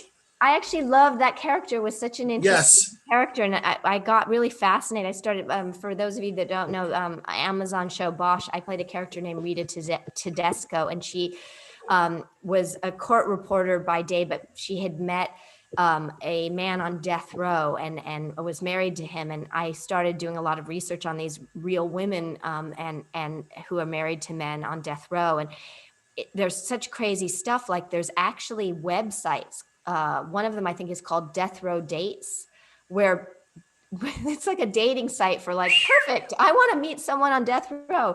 And the wild thing is like the profiles are, I love walking on the beach, like all these things. I love cooking. It's like, well, I don't think that's going to come into play, you know? Right. Really wild. But it was really fascinating. I ended up watching a lot of documentaries and reading a number of books and case studies and got really fascinated. And I actually talked a little bit we had a police officer who was the second in command of homicide in South Central Los Angeles for 25 years, consult on A Place Among the Dead, our film.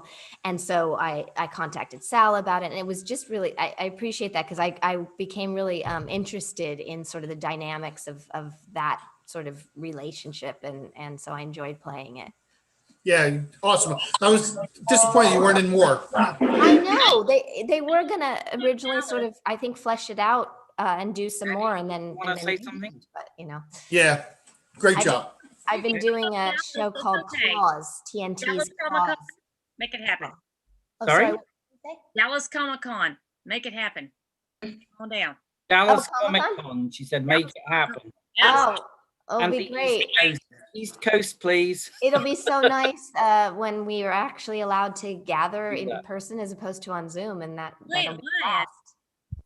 Also, I don't know if Zeno got to ask this question, but Zeno wanted to know if Drew had a pet, what would the pet be? Oh, wow. You know what's interesting? They actually it was funny because of my allergies. They had scripted a cat for one sequence that then we couldn't do. But I don't know. It's interesting. I've had a lot of people send me their pets named Drusilla, and I've often asked if had hoped that their pets were a little bit more of an even keel than Drusilla, because that would be a lot to manage. I think if your pet was, had the personality of Drusilla, you might be dealing with a very troubled pet. Very. So I don't know. What do you think would be a good pet for Drew? Spider.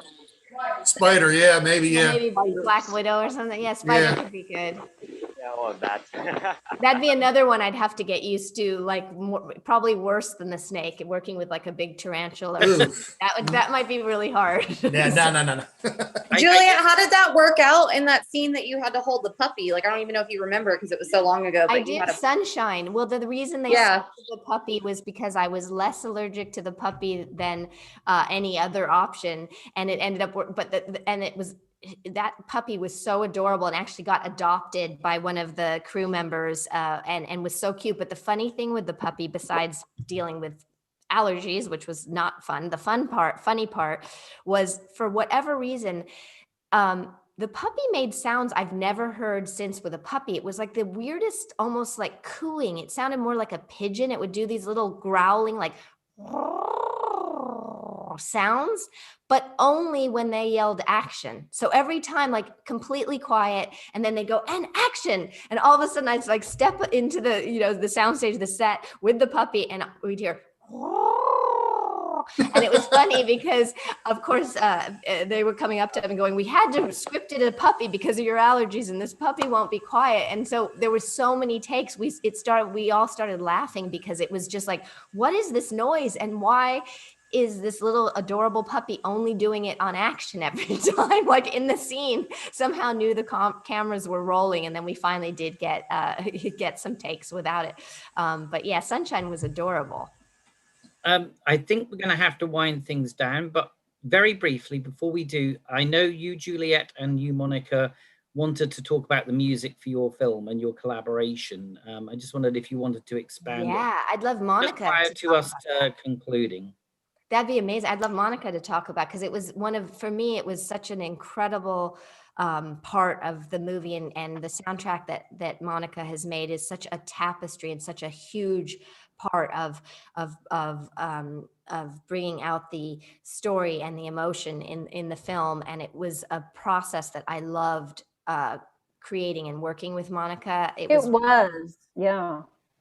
I mean, what's funny is before you came on, I told them the story of how you actually asked me to do the score, and I was just like, completely excited, but also petrified at the same time. I do want to mention, because since we're going to close, that if anybody does donate $100 to Buddy's Healing Paws and mentions Juliet or me, but Juliet especially, I will actually send them downloads to my 3 solo albums, so they can actually get some music as well. So yeah, so That's basically you guys let us know if anybody donates $100 and mentions Juliet or mentions me. I will send some free downloads to them so they can experience the music. That's amazing. And then we did, I was able to play, I don't know how much we actually heard, a couple of seconds of it. But when we did hear in the video as well, it was Beautiful. Monica's music is so incredible. And one of the things that happened when we first met is we were meeting, and she may have talked about this part, but we were initially meeting for some of the practical music, like the radio that plays in the car. No, I didn't actually talk about that. Yeah. Okay, so go ahead. we were going to do that, and then like the goth club, interior goth club, and then Monica was playing some of her other music, and a lot of it I knew, and then some pieces I didn't know, and I felt like all of the intro to her music, so many of them sounded so layered and fulsome and epic and like soundtracks. And then she also played me this piece that she had recorded in a cave that was just the most primal guttural vocals, like beautiful. And when I heard it, I was like, oh my gosh. And that's when I turned to you and was like, do you want to score the movie? But it was funny, this whole process of like her doing the test, which I'm sure she talked about that part. No, I didn't get to that, but I still kept like, she sent me the movie. And so I started with the first scene, and that's the opening scene of the movie. And so I gave her, I think 2 or 3 different versions of different melodies, because I was trying to figure out the theme of your character, Jules. And I was trying to kind of like, once we get started with that. So I'm like, let's try this. How does this sound? And you're like, this sounds great. So when you score the movie, and I'm like, no, let me test another scene. And so I kept testing. I kept sending you test scores. It was so funny because the first piece that she did. Are you sure? Yeah, it was like she did, and it was a violin for violin. And it was so beautiful, and it was so perfect. And there was one bit where I was like, oh, maybe it should, because it emotionally sort of stepped down rather than up. And she was like, okay, let me rework that session. She did, and it was like, oh. And so I was like, great. So we're moving on. Let's be doing. She's like, oh no, let's do another test. And we did that, I think, almost halfway through the movie, till I finally said, Monica, we've scored half the movie. We are doing this. I know.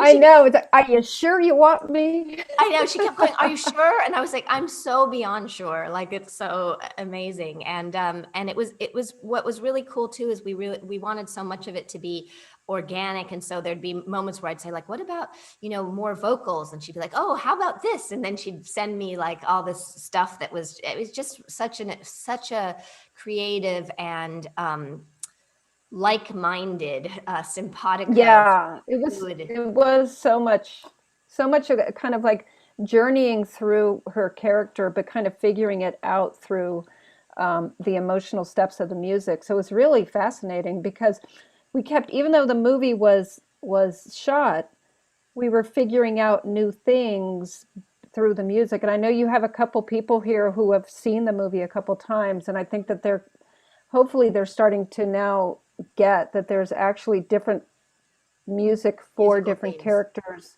Yeah, there's different themes going on, and that, I'm trying to catch this character or this scene or this emotion with this variance. And have like part of the Jules theme and part of the girls, and like all that stuff. Where is the movie? So I'm excited. I hope you guys can watch it. Well, the movie right now, we are doing, so our distributor is Modern Films, and they are incredible. They are an awesome female-based distribution company, and they just did like Werner Herzog's new film, and Viggo Mortensen, his directorial debut, Falling. And they have incredible taste, and we love working with them. And we've been doing these interactive screening events. We were actually have extended the window because of the success and demand of them. And so because we really made the movie, we wanted to make an entertaining movie and to give voice to what has affected many, to open up a dialogue and be having these conversations. And it's been so extraordinary. So we've extended that window longer, and then we will be opening worldwide, and then we will be on the streamers. But right now we're doing these interactive screening events, and our next one is March 6th, which is a Saturday. We've had all different kinds of partners. In fact, the one that we're doing on March 6th, a gal that came to the screening twice said, oh, I know someone, a convention called Crypticon in Seattle. I think they'd be interested in doing an event with you. And so they've put it together. We just did one with a high school teacher who came to see the movie twice. She brought her department, the school department head, who brought her son, and they loved the movie. And so then we did a special screening event with students, and had, again, like, it was so incredible to talk with these young people about, she wanted to sort of teach them about narcissism and the nature of evil. And she also said to us, she wanted to teach them about empathy without letting them know that that's what she was doing. And then we just did a thing with an event with an NYU film school teacher that came and wanted us. So we did 2 screenings for his classes. And then we had a USC professor of psychology was putting together an event. So it's kind of been interesting because it hasn't even been just us generating them. They've been sort of coming to us. So right now we're doing these events, and then we will be on, in all the regular channels. But hopefully you guys can come to the events, because they've just been so amazing. I mean, they just have been so incredible in terms of people talking about the movie and sharing their own stories. And they've just been, what we had hoped for, but getting to do it all together on a global scale has just been so inspiring. Is there a link for the March 6th? Yeah. I was just gonna ask that, yep. The best way to go, so our distributor, I can either copy and paste, but our distributor is Modern Films. So I'll type it here. So it's modernfilms.com/A Place Among the Dead. And then it has, right now, it just has the one, like, they basically have taken off all our other screening events. We did one with New York Comic Con, MAC Cosmetics, and we're going to have more coming up, but it just has the next one so that it's not confusing, and then we'll put it there. But I'll type it in here in case you guys want to come. modernfilms.com. I'm looking forward to that. That's March 6th, definitely. Oh, fantastic. I can't wait for you to see the movie and to talk about it with you and hear about you. Where's that March 6th? It's March 6th. It will be online.